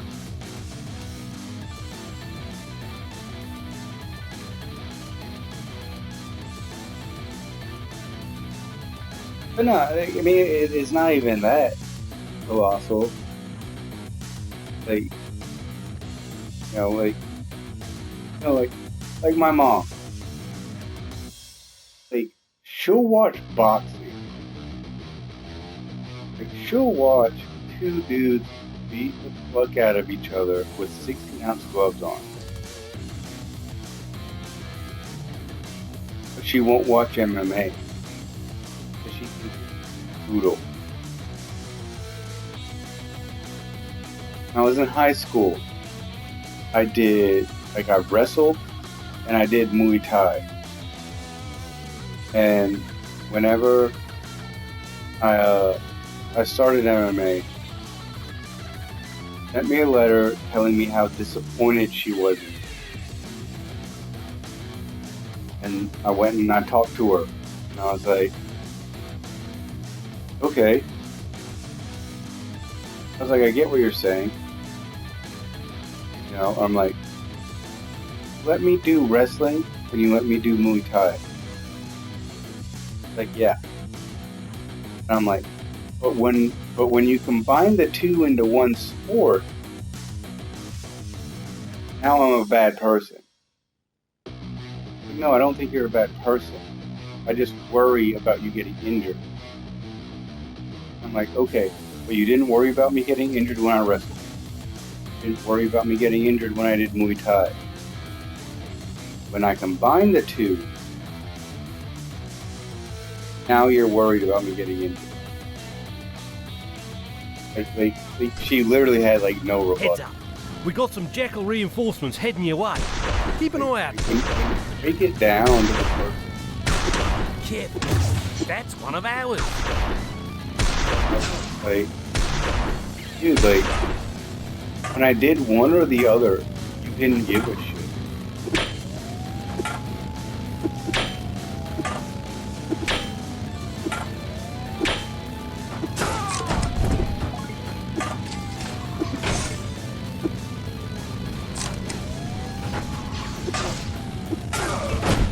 Scratch one thing.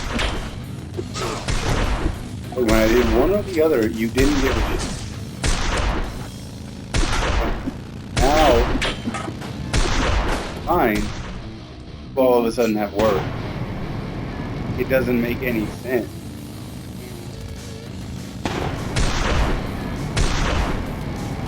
I could have been horribly damaged in either.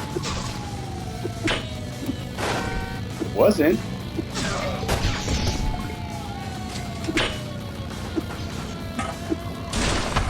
But I very well could have been.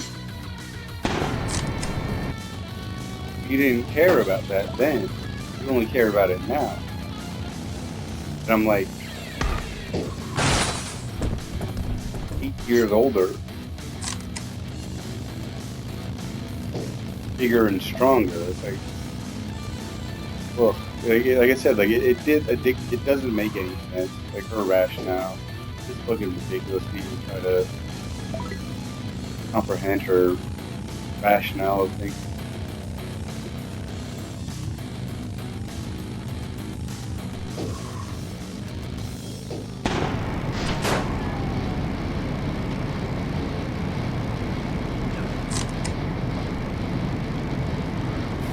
It's just weird because like she's like a college professor before she retired. I mean, it's not like she's stupid.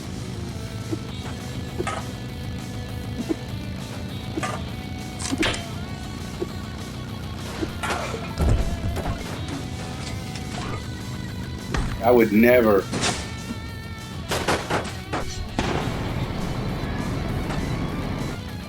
Plenty of other people, yeah, but not her.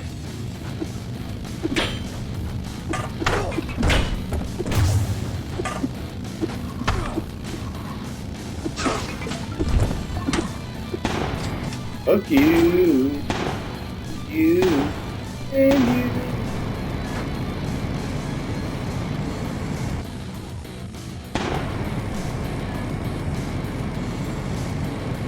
It seems like her smartness is like...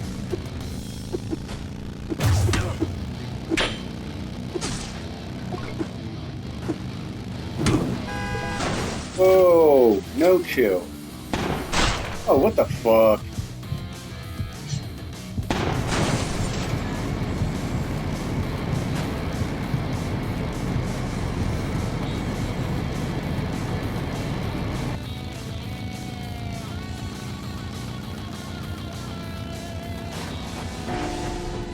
I heard Sigmas were unstoppable. Guess I heard wrong. Because my mom had no issues using like Taekwondo during wrestling. However, when I used it in self-defense, she'd get me so scared, and I'd be like, oh, that's a good one. Exactly! Like, my mom was the same way. She'd be like, oh, like, you took karate, wrestled for 4 years, and you've taken Muay Thai for 4 years. But if you ever get into a fight, you're going to be in so much trouble. I'm like, I did all of this so that if I got into a fight, I wouldn't get beat up.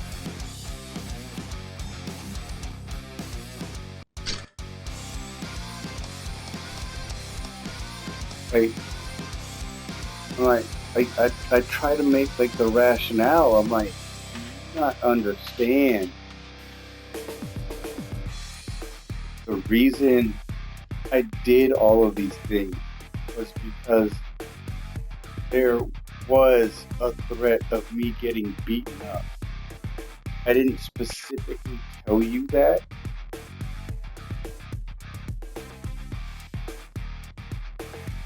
But, like I was awkward in like middle school and high school. And, like I had all sorts of people wanting to beat me up. I'm like, all right, cool. Let me go wrestle because I wanted to be a professional wrestler when I was younger. And I was like, you know what? Because I figured every professional wrestler has a background in, freestyle wrestling. I just figured like that's how it went. Like, like you wrestled in high school, then you went to professional wrestling. Obviously, it's not the same, but at least you had like a background of being able to, be like tossed around and shit. Turns out that's not true like at all. There's very few professional wrestlers that actually have a background in freestyle wrestling.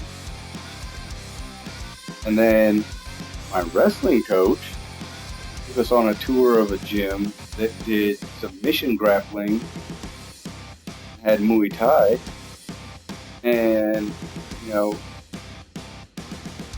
being my favorite character from Street Fighter, I was like, and being tall, because I was like 6'2" in high school, I was like, dude, I want to take Muay Thai. My mom's like, are you sure you want to do this? I'm like, yeah. Like, you're not going to back out? You're not going to quit? I was like, nope. Like, all right, I'll sign you up. I trained with one of the best teachers on the fucking planet. I trained with Manu Nato. I still train with him every now and then. Golden leg, which in Muay Thai terms means he can knock people out with both his front and back kicks. Like, he can literally knock your head off with either of his feet. Also a purple belt in jiu-jitsu now, like Brazilian jiu-jitsu. And he's just an all-around awesome guy. Like I went and I trained with him and fucking Duke Rufus. Know who that is? I'm sure you do. But yeah, like if you know kickboxing, you know fucking Duke Root. Without the necessary reaction code processors and torque capacitors, your vehicle will never beat us to the assassin outsider.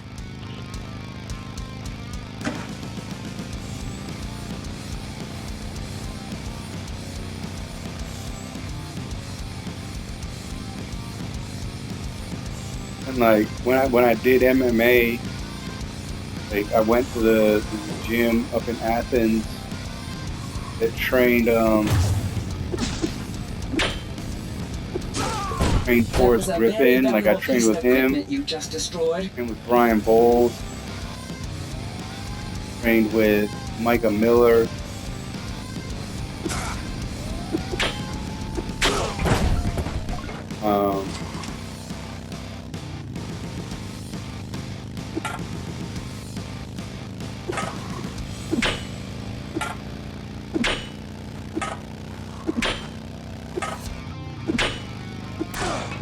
That's one Sigma who won't be claiming the bounty. Haha, that was brutal. I was training Manu recently. Like he does a lot of UFC fighters. I've actually met Rafael Assunção, Eric Brunston, Owen St. Preux. Like I've trained with them. Like I've helped them prepare for their fight. Terminating Sigmas in Sigma territory is a very illogical choice. It knows what I'm capable of. Yeah, I can't fight anymore. I have really bad back problem. But I can train motherfuckers.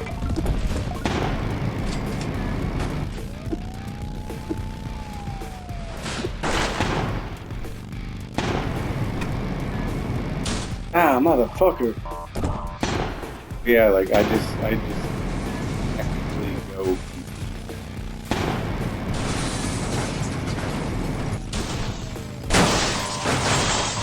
Fucking sucks.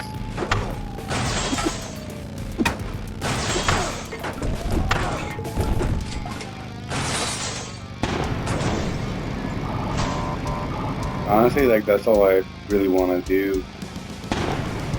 So,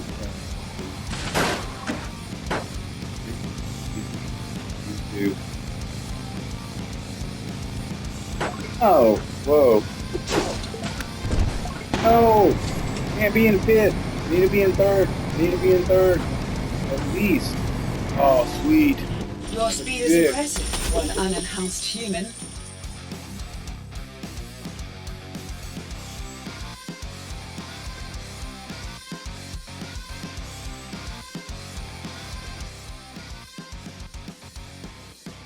Where do you live, Colossal?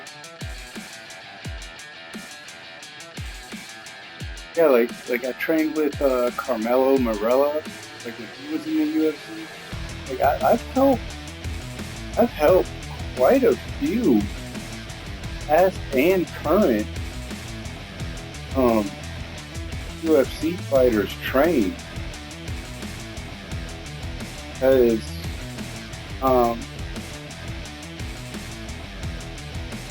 I adapted my style, and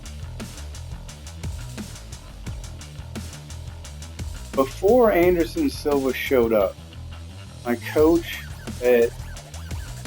up at the gym in Athens said that I had an exceptional skill set, and that I knew I knew how to use it.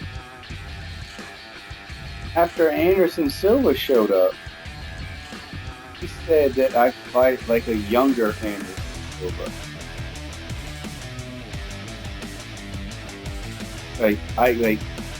I can move and dodge, and they just like hit you so hard, or hit you multiple times enough where that because Anderson Silva, dude, like he could like one punch motherfuckers sometimes.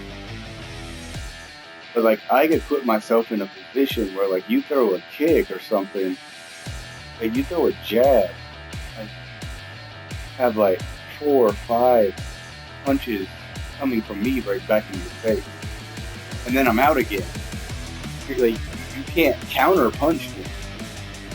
Like I counter punch you, but you can't counter punch me. So like they described me as like the anti-Anderson Silva. Like I do what he does, but you know, instead of putting people down with like 2 or 3 hits, you know, I'll hit you like 4 or 5 times, and by the time you even realize what's happening, you throw a counter punch like I'm nowhere near you. Oh no, no. I never took it as a slight. I always took it as a compliment. I'm the anti-Anderson Silva. It's like, he does what he does. But, I mean, because pretty much what they were telling me is that I do what Anderson Silva does, but I do it better.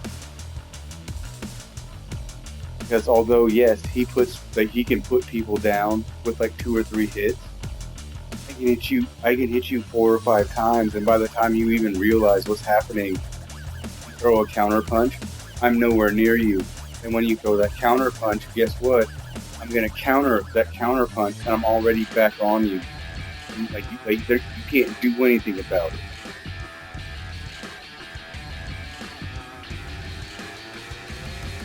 I'm just constantly in your face, and then when you try to counter, I'm not there, and then I counter your counter. You can't stop me.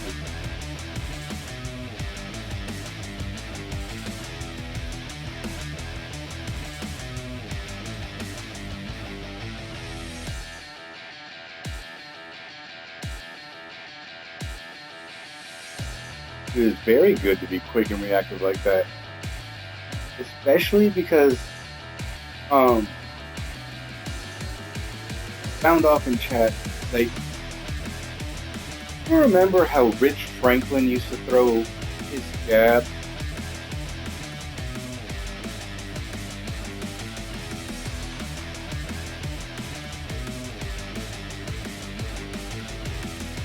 Because he had a very specific jab.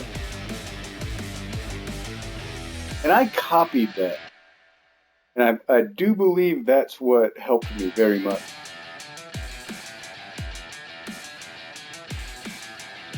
Because the generic fighter throws their jab when they're squared off against their opponent. Rich Franklin turns sideways into almost like a karate stance and throw his jab. Then very much reduces the opportunity to counterpunch the jab. And then when the straight and left and uppercut comes, you don't know where it's coming from. So when I threw my jab, like, I would turn sideways, but my base of attack was in Muay Thai. But when I threw my jab sideways and then threw, like a right kick to your head, nobody ever saw it coming. And that's why my 3 amateur fights are fucking right leg head kicks. Like all of my fights, I won by knockout. They were head kicks. Because I had the person looking somewhere else.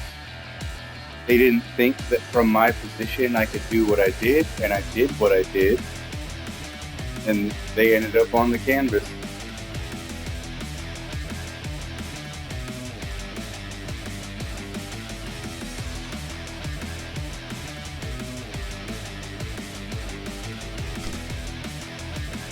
But unfortunately, I had a career-ending injury that also, unfortunately, still affects me very much to this day. Okay. Oh. I decided to personally track your position and splatter your organs across the pristine snow. Your defiance ends now.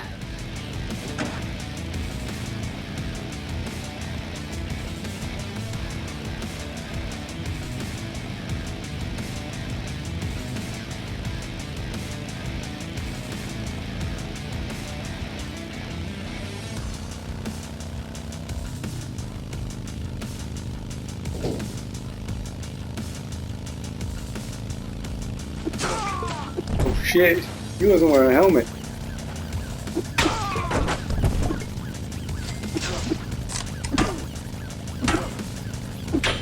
Fuck you, motherfucker.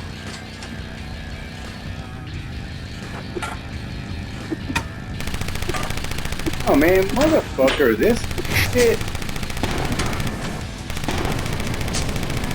Hate these motherfuckers.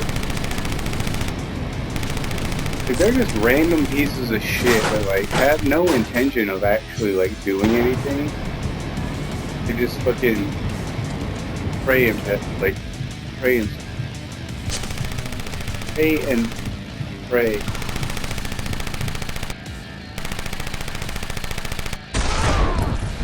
Yeah, suck a dick.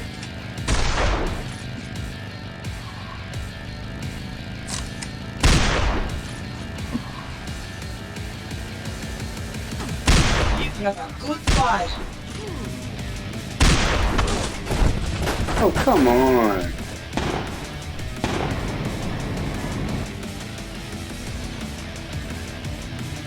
Blow your fucking ass up then.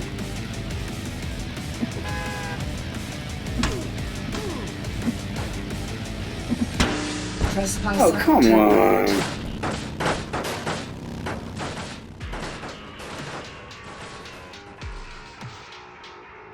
Taekwondo competitions can get pretty rough too sometimes, so.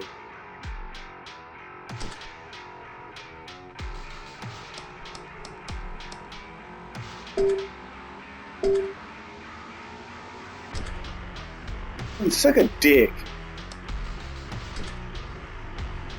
It wasn't good enough for you. But no, like my stepson used to do Taekwondo.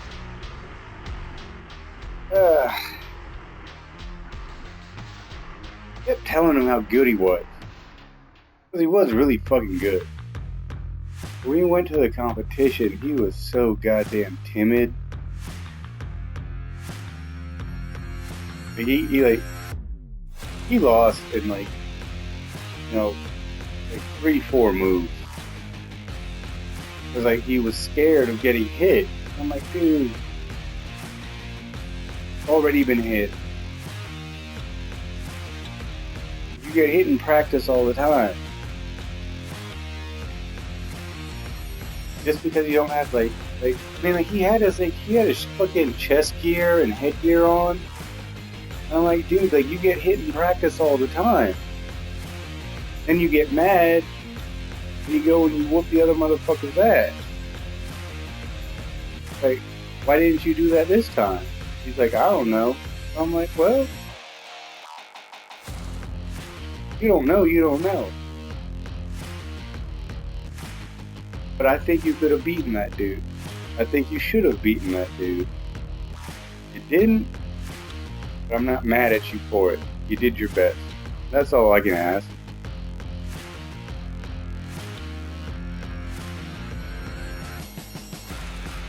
It's like, to be perfectly honest,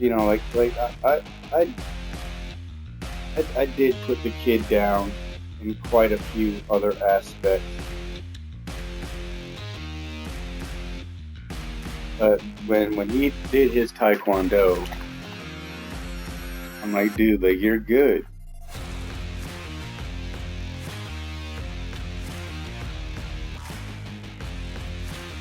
Like, they tell him, like, what kata to learn. For, like, belt advancement. You go online, and like look it up. Have that shit down in like fucking 5 minutes.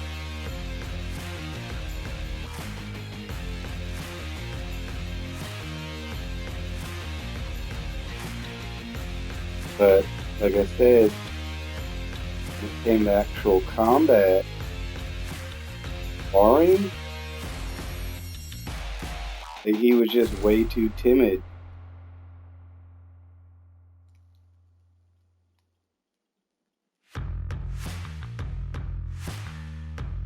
I mean, like he did even tell us, he was like, I don't like fighting. I'm like, yeah, I get that, but sparring isn't about fighting. Sparring is about getting you ready for a fight in case one does happen.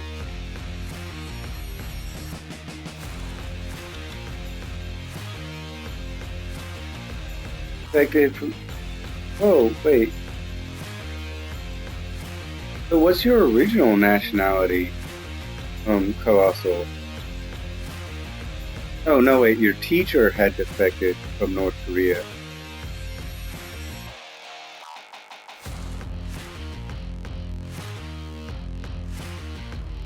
Yeah, the North Korean, their Taekwondo is very, very different than the South Koreans' Taekwondo. South Koreans' Taekwondo is point-based, and North Korean Taekwondo is like military-based. Like it's meant to like to finish people, and that's what I told my stepson, because you know, like when he did do well in tournaments, he was like, "Hey, I won." I'm like, "Good job. Yes, you did. You won." Then I'd be like, "But just so you know, ever get into a real fight, points don't count. Like when you land a spinning back kick to somebody's stomach and they fall down, you need to keep going. You don't stop and be like, "Hey, I got 2 points." Like you need to make sure they don't get up. Like the whole point of this is because you've been bullied for the past, 2 years of your life. I'm giving you a way to defend yourself. And now, for some reason, everything is fucking point-based. And that's not how a real fight works. Like, at all. I can't, if I get into a bar fight and I punch some dude in the face, there's nobody to say, 1 point. Or, strike to the head. If I fucking do a teep kick to their stomach, there's nobody to say, "Hey, 2 points for a clean hit to the stomach." Like when you get into a fight, which you've been in, and you've lost multiple times.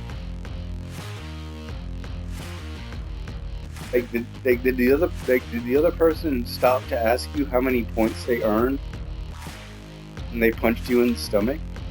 Did the other person ask you how many points they earned tackling you and taking you down? The other person asked how many points they got once they took you down and punched you in the face twice until you started to cry. No, they didn't. If that person knew what a fight was, you don't know what a fight is.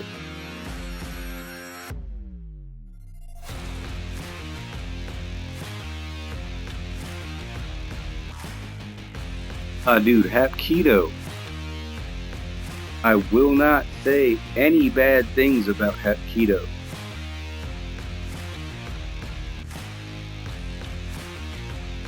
But guess what? He went from his Taekwondo dojo. And get this. Here's the thing that really pissed me off. It still pisses me off because it makes me look bad. Just so you know, if I do you a favor and you make me look bad, I'm gonna be super fucking pissed. But okay. Preface aside, at the time, my stepson was about 9.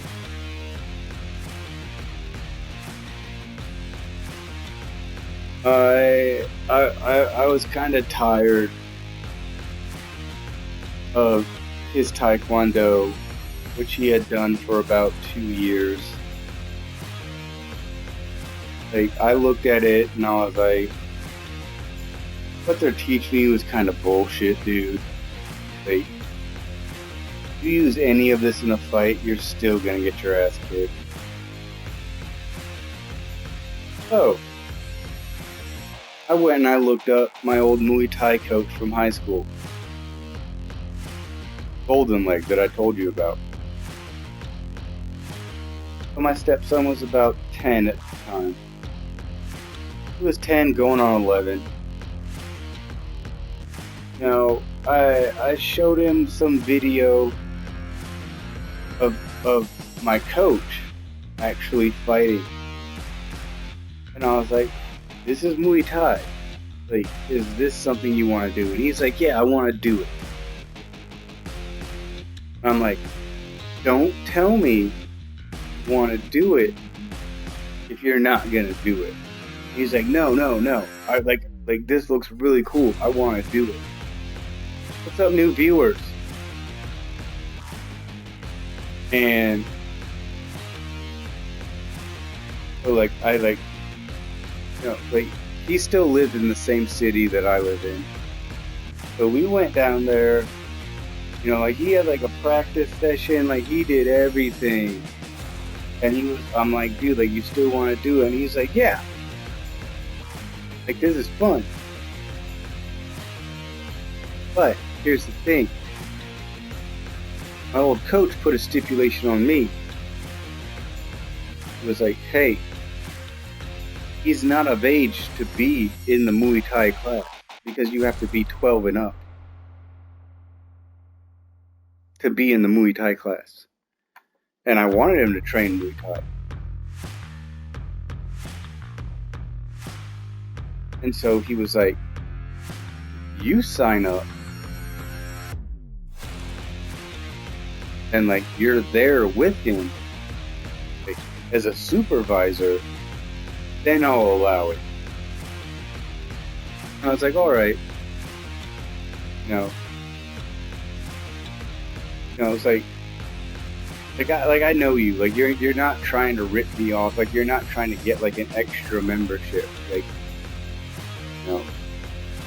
technically, yeah, I could be there, but like for like the Brazilian Jiu-Jitsu class, like most of their parents just like drop them off and then like they go dick off for like an hour and a half, like while their kids are learning a fucking viable skill that can fucking help them later in life. He was like, as long as you train Muay Thai with him, and like then I don't have a problem. I was like, all right, cool. So I signed up. Both signed up. Like fucking 3 months fucking later, this motherfucker's like, I don't want to do it anymore. And I'm like, dude,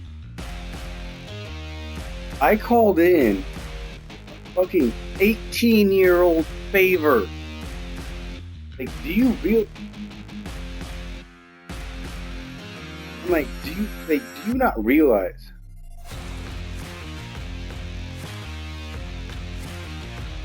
It's like, I haven't spoken to this dude since I was 17. I'm fucking, you know, it's like I'm like fucking 35 now, like 34, 35, and I ask him to do me a favor for you. Like I can go train there anytime I want to. I'm an adult. I can just fucking sign a waiver, pay some money, and I can go and fucking do whatever. But I called in a favor that he didn't even owe me. Like, he didn't owe me anything. If anything, I owed him. And I still owe him. But, like, for you to fucking quit after, like, 2 months because you think that your coach is too hard on you? I'm like, dude, this motherfucker trains world champions. He trains glory champions. He trains UFC champions. Like, what makes you think that you're the exception to the rule, that not everybody should be able to do everything that he asks from you? Like, when he asks you to run 8 laps around the gym, why are you walking after like lap 2? You need to fucking run your ass off.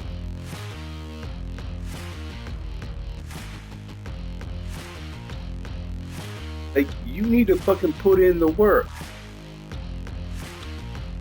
When you put in the work, he won't be so hard on you. Because to be real honest, he was a little bit hard on him. But my stepson was soft as shit, and he needed somebody to be hard on him. I was already hard on him. Like, you know, like, I'd be like, you know, I wouldn't let him get away with shit. Exactly. And that's what I needed when I was like fucking 15. Like, I needed somebody to be like, hey,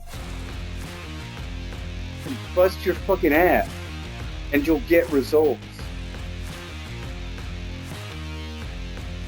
But like, this kid, again, just like his grandmother was paying for it, he went and complained to his grandmother that my fucking coach was fucking bullying him, being mean. And I'm like, dude, when he asks you to yell 1-2 when you throw a 1-2, you don't yell 1-2, and he asks you to do it again and yell 1-2, and you do a 1-2 and don't yell 1-2, so he asks you to do it again. He's not bullying you. He wants you to do what the fuck he asks you to do. Throw a 1-2, yell 1-2. Helps with memorization. You're half-assing it. He's not. Don't try to tell me my coach is a bad coach. Because he's trained multiple champions. You're just a fucking shitty student.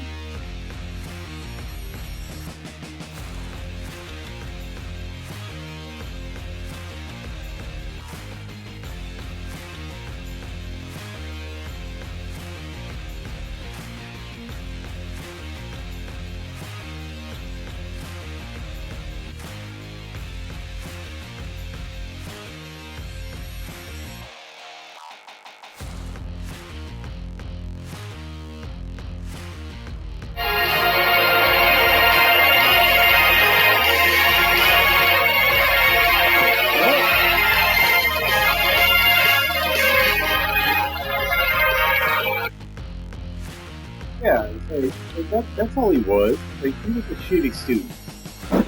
Because, like, his grandmother used to tell him, like, how perfect he was and how he could do anything he wanted. And, you know, in reality, that's not the truth.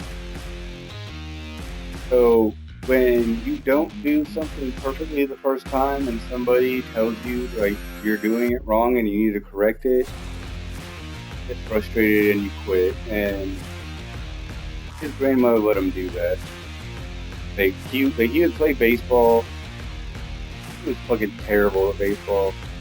They made him the catcher in T-ball. That's how bad he was at baseball. He was the catcher in T-ball.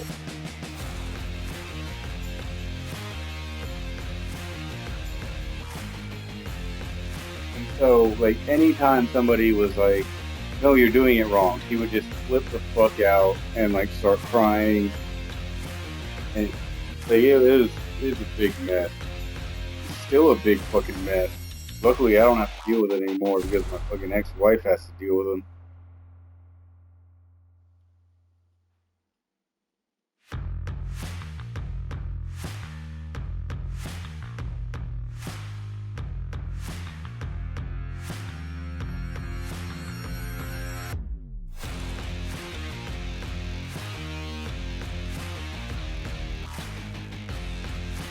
Oh yeah, dude. Like, my daughter turns 3 on September 30th. Okay? She already knows how to fucking put her hands up. I'm like, hey, copy Dada. Hands up.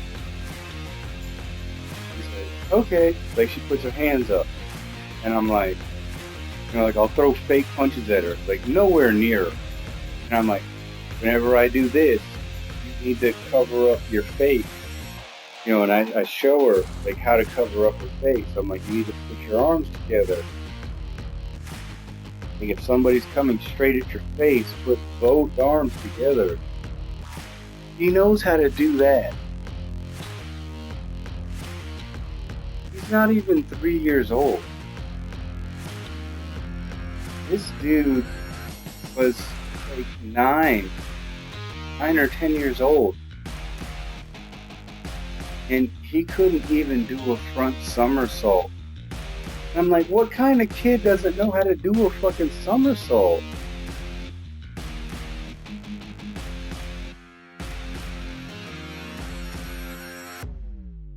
I'm like, dude, you just... As a kid, you rolled over your... And then, like, my daughter, like, not even at 2 years old, at like 1.5 years old, she's sitting there doing like a fucking tripod, wanting me to fucking push her on her butt to make her do a somersault. I'm like, dude, like, my daughter is harder than your fucking like, 10-year-old like male child. Like, my daughter is willing to do more shit than your 10-year-old boy.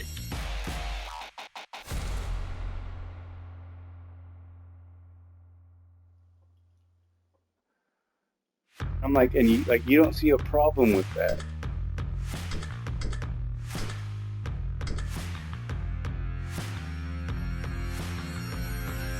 Like, dude, like, your boy is soft as fuck. And like, he's not even soft. Like, he's just like a straight up fucking sissy.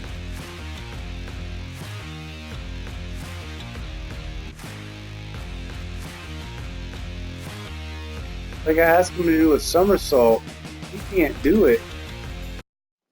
And instead of trying again, he just starts crying. And he's a weirdo. Like he's on the spectrum. I thought he was autistic, like, when I met him, but like my ex-wife actually got him tested, and he is very close on the spectrum. I would tell him to do a somersault. What's up, new viewer? I would tell him to do a somersault. Wouldn't be able to do it, and I'm like, hey, try it again, and he'd be like, no, and then just start punching himself in the face. You're racing through the I'm heart like, of dude, Reaper you can't territory. do But it's that the fastest way to the you're just gonna boundary. make it look Good like luck. we're hitting you in the face. Like, I don't care.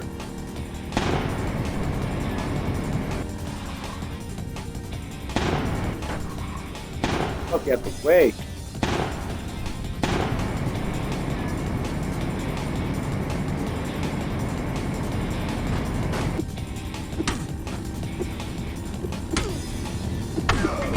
Oh, I guess you showed him.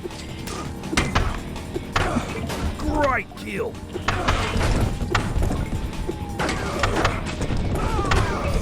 Yeah, that'll show him.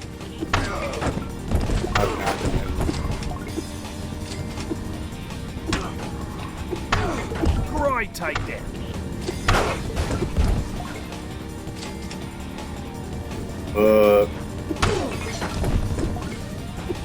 Capitation.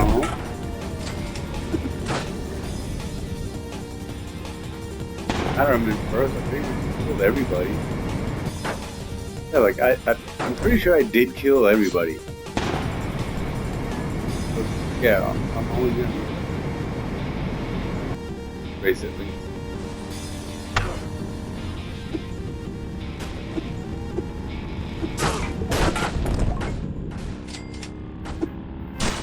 Oh, fuck you, dude.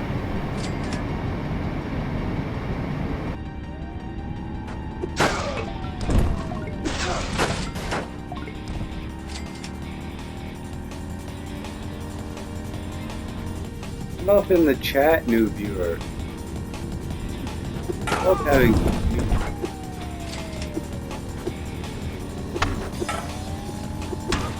especially if they can win.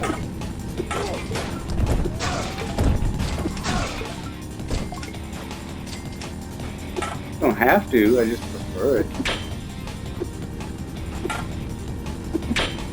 I lurk and have fun. That's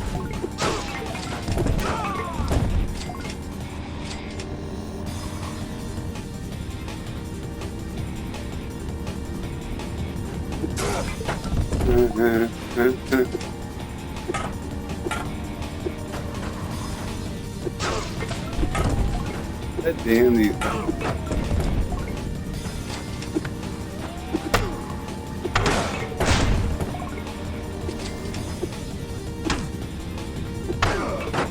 Facial.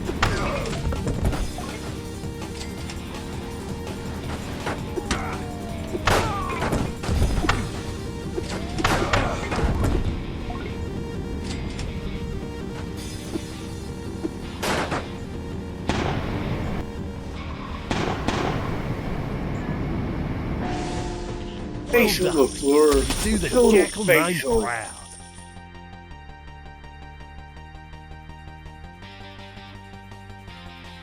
He's gonna have challenges for sure. It's super creative and very musical, so he needs to be able to defend himself and also strike first when he can identify diplomacy is not an option. So that's my job to make sure he's ready for that. I think every kid should have that. Yeah, like that's how I am. Like if somebody comes at me, like I try to de-escalate it and be chill. But at the same time, I don't let my guard down. Like if you come at me aggressively and I'm trying to tell you to like cool down and like chill out, I'm not forgetting that you're still aggressive. Because if me trying to calm you down doesn't work, I'm ready for you to be aggressive. Like there's a story that I have which perfectly explains what I'm talking about. I was at a bar up in Athens. I had been training MMA probably about 8 months at the time. So, like I had kind of gotten back into my groove from high school. And so, like, I'm walking through the crowd, and I'm like, hey, excuse me, people are moving out of the way. And, you know, I say, excuse me, and I put my hand on this dude's back, and I kind of, you know, gently push him in the direction of out of my way. But you know, at the same time, like I said, excuse me. So, you know, I get through. You know, I go and get my pitcher of beer, like for the table of friends that like I was with. I'm like, hey guys, like I got 2 pitchers because there's 5 of us and 1 pitcher isn't gonna do it between the 5 of us. One of my friends is giving me money, and I was like, well, 1 isn't gonna do enough to let me buy 2, so I used my own money to buy the other one. You know, like we were having like a friends night out, and so like, we get to like the table, and like it's one of those semi-circle tables. And so like 2 of my friends go in, and like I'm in the middle, and then I have 2 of my friends to my left. So like I'm kind of sandwiched in between. And then the dude that I put my hand on and said excuse me and kind of just like gently nudged him out of my way.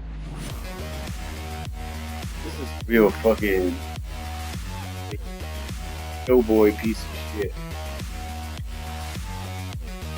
He comes up to like we're sitting there drinking. This is like maybe like 10 minutes later. Like this motherfucker must have just been like sitting there like stewing on the shit, like thinking about it and shit.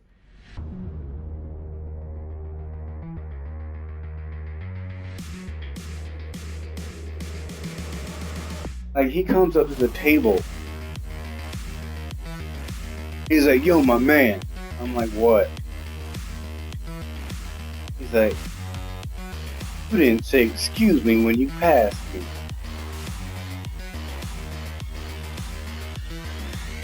I was like, what? Cause like there was a band playing, so like I honestly didn't hear him. And then so like he yells it.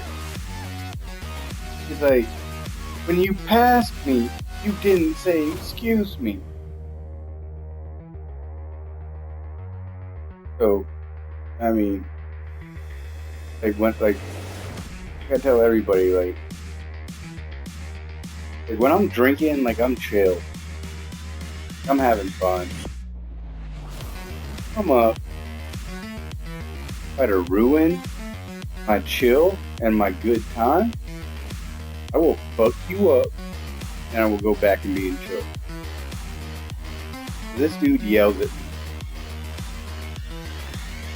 much louder so that I can actually hear him over the music. So obviously he's getting aggressive. I stand up and almost knock the table over. And I tell him, like I scream at him. It's like, hey dude, it's like you were in my fucking way.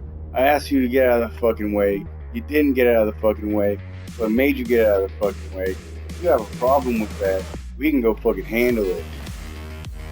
But if you don't want to fucking go there, then don't fucking bring that bullshit in my fucking face. And that motherfucker walked off. Because here's the thing. Like, I'm 6'4". People don't realize I'm 6'4" when I'm sitting down. When I stand up and I tower over you and make you look like a fucking punk ass bitch for getting mad at me over some bullshit that like you shouldn't even be worried about, and that I'm willing to fight you over it. Like I know I have the skill to fucking brains in. That's not the problem. That's gonna happen one way or another. Like awesome, Colossal. But yeah, like But like if I'm chilling and like you want to throw down, I have no fucking problem throwing down. I will throw down and I will feed your fucking brains in. And I will leave you in the back parking lot, and I will go back into the bar, and I will continue to enjoy myself. I won't think twice about it. I won't be like, oh my god, is that guy okay? My rationale is, this dude stepped to me while I wasn't doing anything. He asked for the fight. I told him he didn't want it. He still wanted it. I gave it to him. It's on him.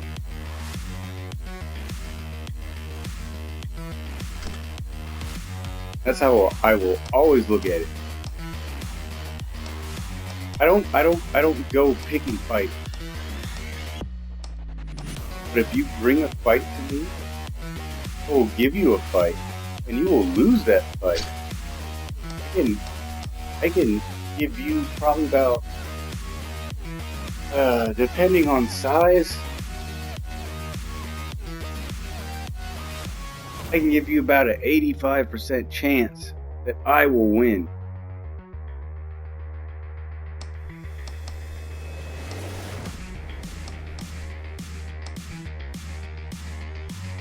If you want to bring a fight to me, oh, you fucked up. And to be perfectly honest, if I bring the fight to you, like if I'm the first to attack, you really fucked up. Because I've never been the aggressor in any fight I've ever been in. If you get me in a situation where that I'm the aggressor, it's some seriously fucked up shit.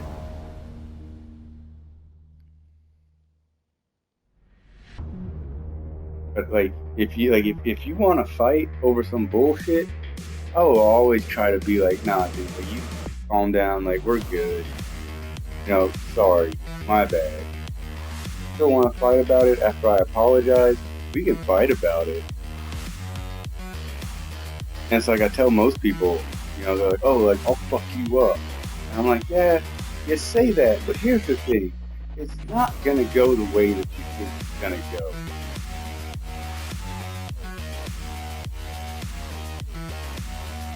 Exactly, dude.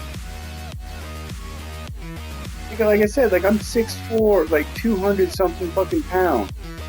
Then I have these motherfuckers that are like 5'6", like 170.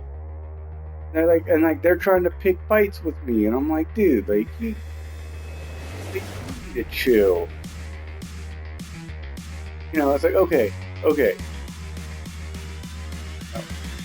I didn't say excuse me.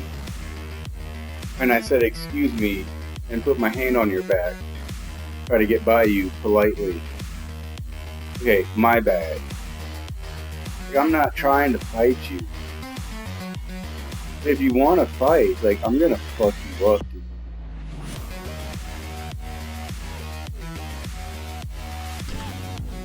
Like, These Reapers want that bounty as bad as you do. Don't let them catch that thing, like, assassin some first. people don't realize. Because, like, I started training kickboxing and like wrestled in high school back in like 97.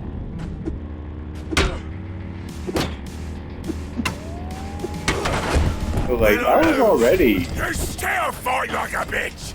pretty tough back then. And I ended up talking to one of my friends far back at a bar I used to go to up in Athens. Like, hey, because we were on the wrestling team. I just happened to run into him. I didn't even know he was up in One less Athens. Reaper to worry about. hotel has enough room Like, hey, for like, that you should come check out the gym that I train at. You fight like a bitch! Just so happened to be the same gym that Forrest Griffin trained at during The Ultimate Fighter. I didn't have cable at the time, so when my friend told me one of the guys is on The Ultimate Fighter, I didn't really think anything of it because I was like, I don't even know what that show is. And I ended up training there for almost 4 years.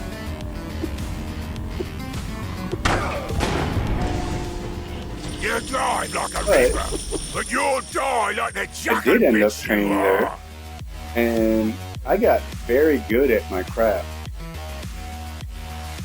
Because I've always wanted to be a martial artist. Ever since the original Street Fighter, I was like, I want to do this. Ever since I saw UFC 1, I think 92 or 93, one of my friend's older brother showed us a video.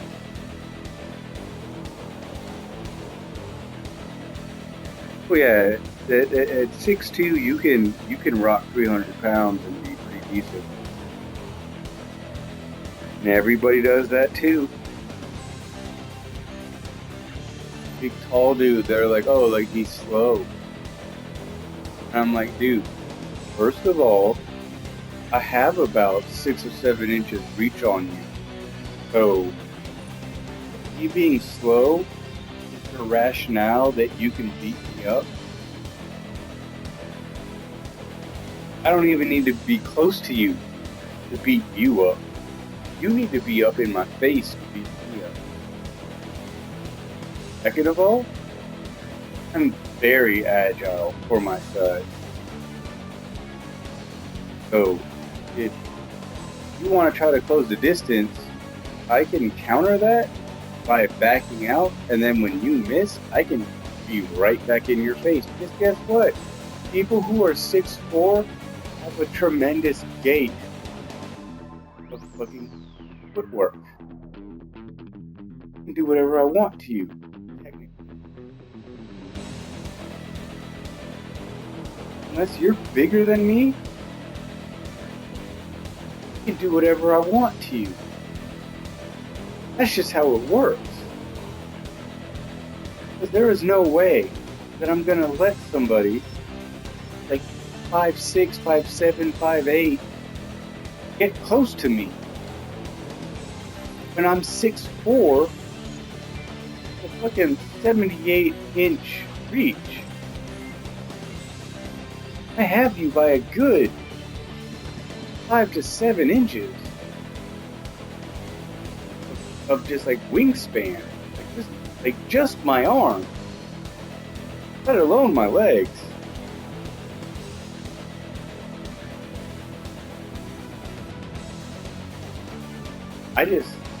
That's cool for you, Colossal. I know how to roll with a punch.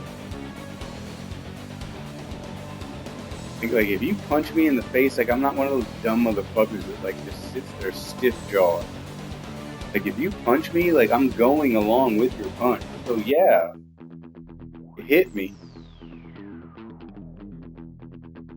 But I just literally took away all of your power by rolling.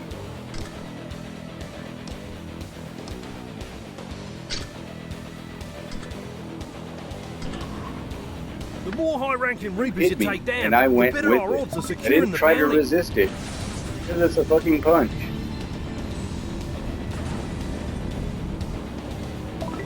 Hit me as hard as you want to. I will fucking lean in, like lean against it.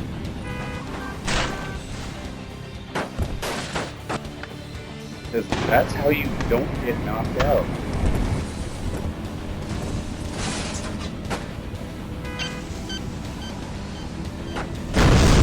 And that's why it's a bad idea to fuck with a jackal. But you I mean, like, to be perfectly honest, it's called rolling with the punches for a reason.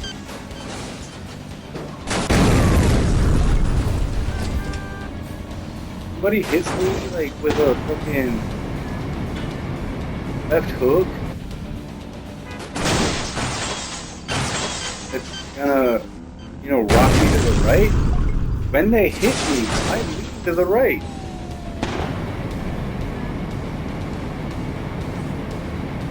If I lean any other direction, more damaging. And I would rather in a fight take the least damage possible, even if you can.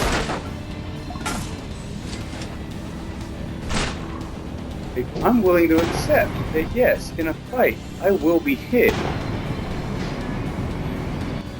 That is not my issue.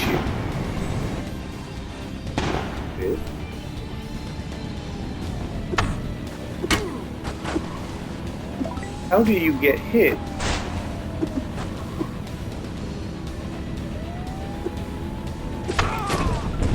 And defend yourself. Oh, motherfucker. Like, how do you get hit and defend yourself properly? Roll with it.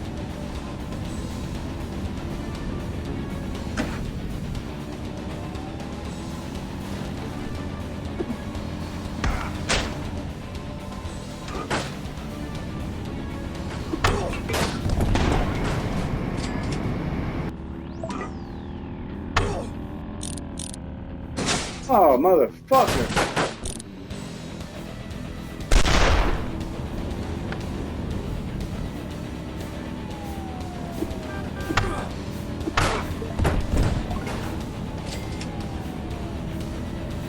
No, like if you throw a left hook, I'm not gonna fucking hit my left. That's me going into the power.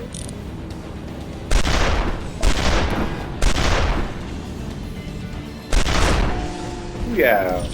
After this, the Reapers are going to be running around like chickens with their heads cut off. Yeah, like if you get hit with the right, you roll to your left. If you get hit with the left, you roll to your right. Like you follow the punch. Get coming. Because there are some punches you don't see coming. It's just like when you get hit with like a jab or a straight, and like you lean back after you get hit. That takes away the momentum of the punch. You have been lunging forward while the person threw that punch. Yeah, you're kind of fucked. I get a flash KO, or whatever, or get rocked, which is technically a flash KO.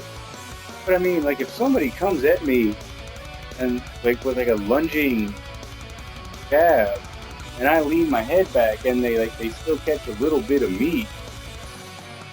Good with that because like it didn't hurt. Like they may get a point for it, but to me it didn't hurt. So when I come back with a fucking flying knee to the head that they weren't expecting because they thought that they hurt me because they saw my head go back. And so like they started to move in, and then I moved forward with a lunging knee.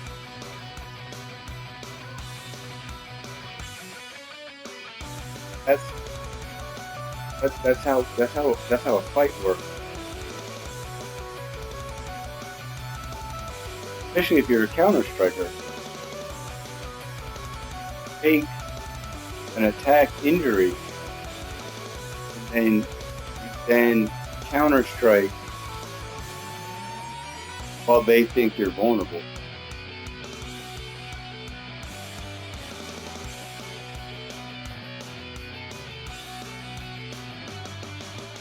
What do you mean you always hope for the lunge?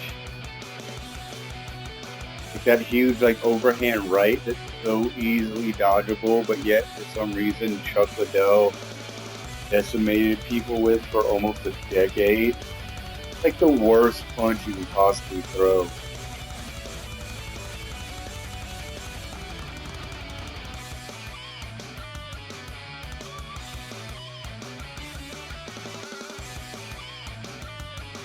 The only person to do it better was Hendo. Dude, have you ever thrown an overhand right? That shit fucking torques the shit out of your shoulder. It hurts. Like, that punch hurts you. Throw it.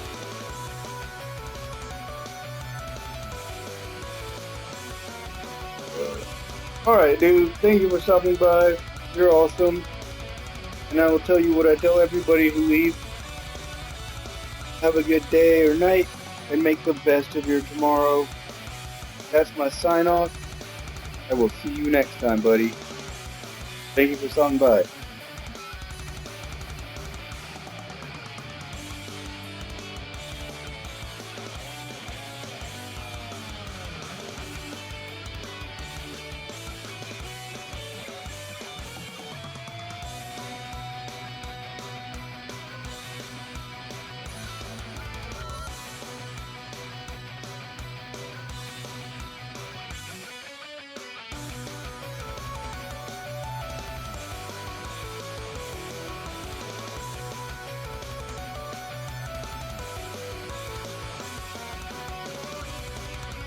So my dude, I don't know your work schedule, but I'm playing some badass Road Redemption right now. If you want to stop on by, like, that'd be cool.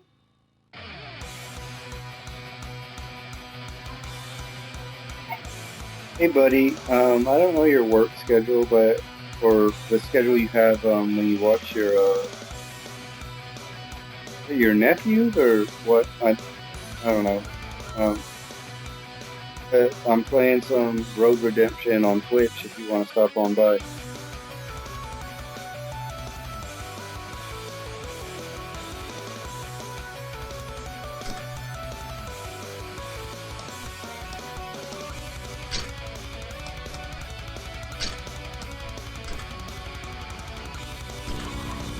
Hope you've enjoyed your time on my turf.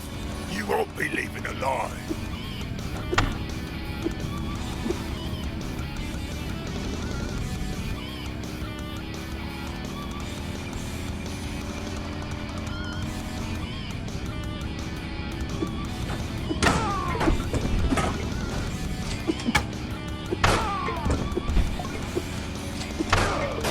Trying to fight your way across our borders? Silly jackal. Fuck, why is there a log in the goddamn?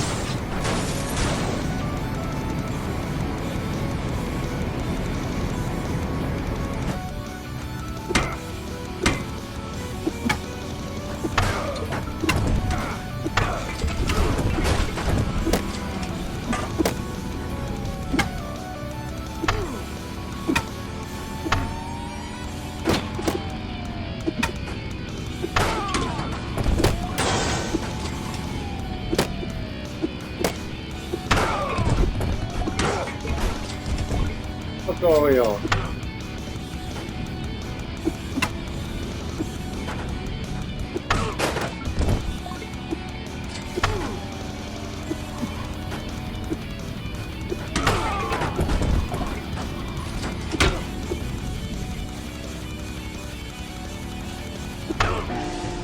You're gonna pay dearly for every Reaper you kill.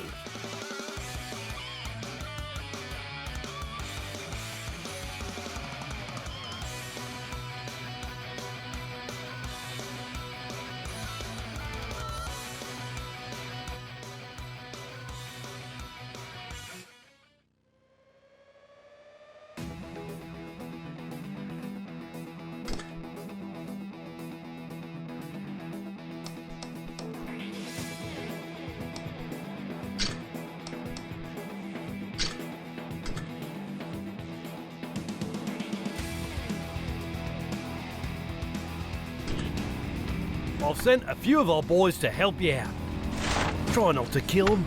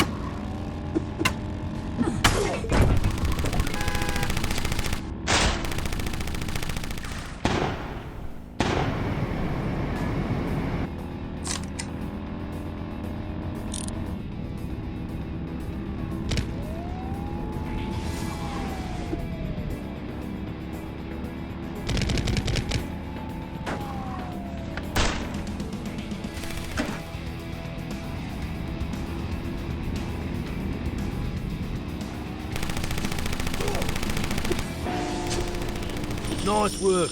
Way to show those Reapers some well-earned revenge.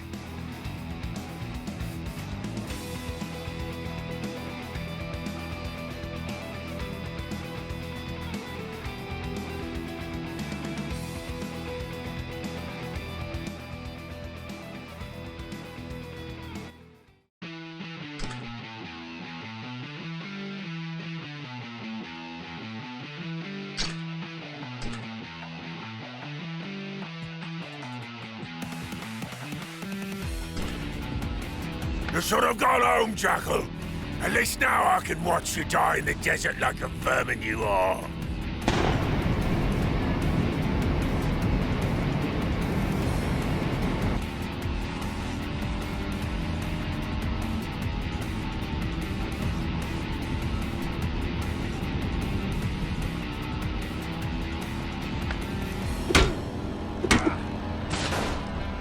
Oh, fuck you.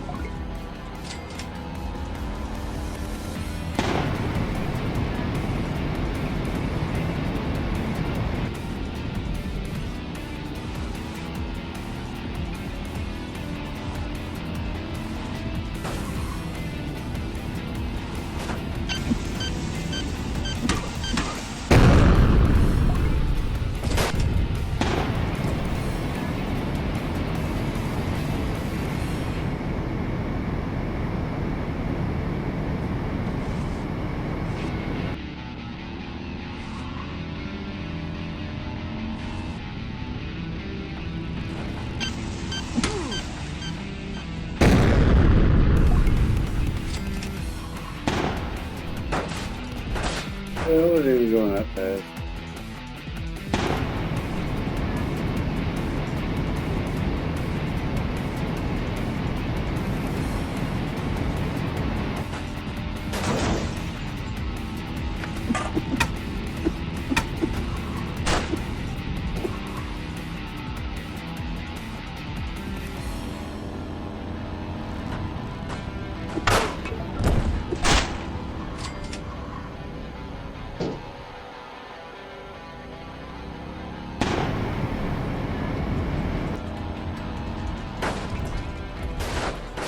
Ooh.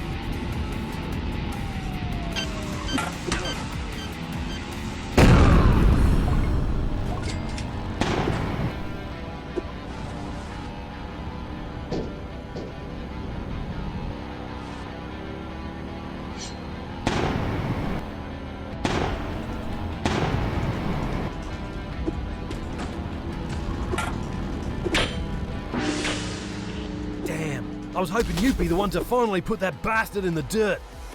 But this doesn't change anything. Get to the next territory and get that assassin.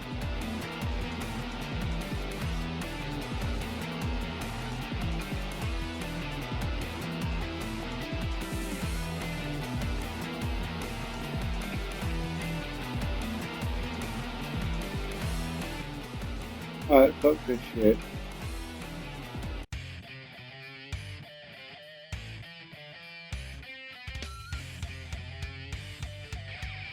Have a good night. Have a good day. Depending on where you live in the world. If you're watching me, I appreciate it. But regardless of the two, make the best of your tomorrow. Stay lit. See you guys next time.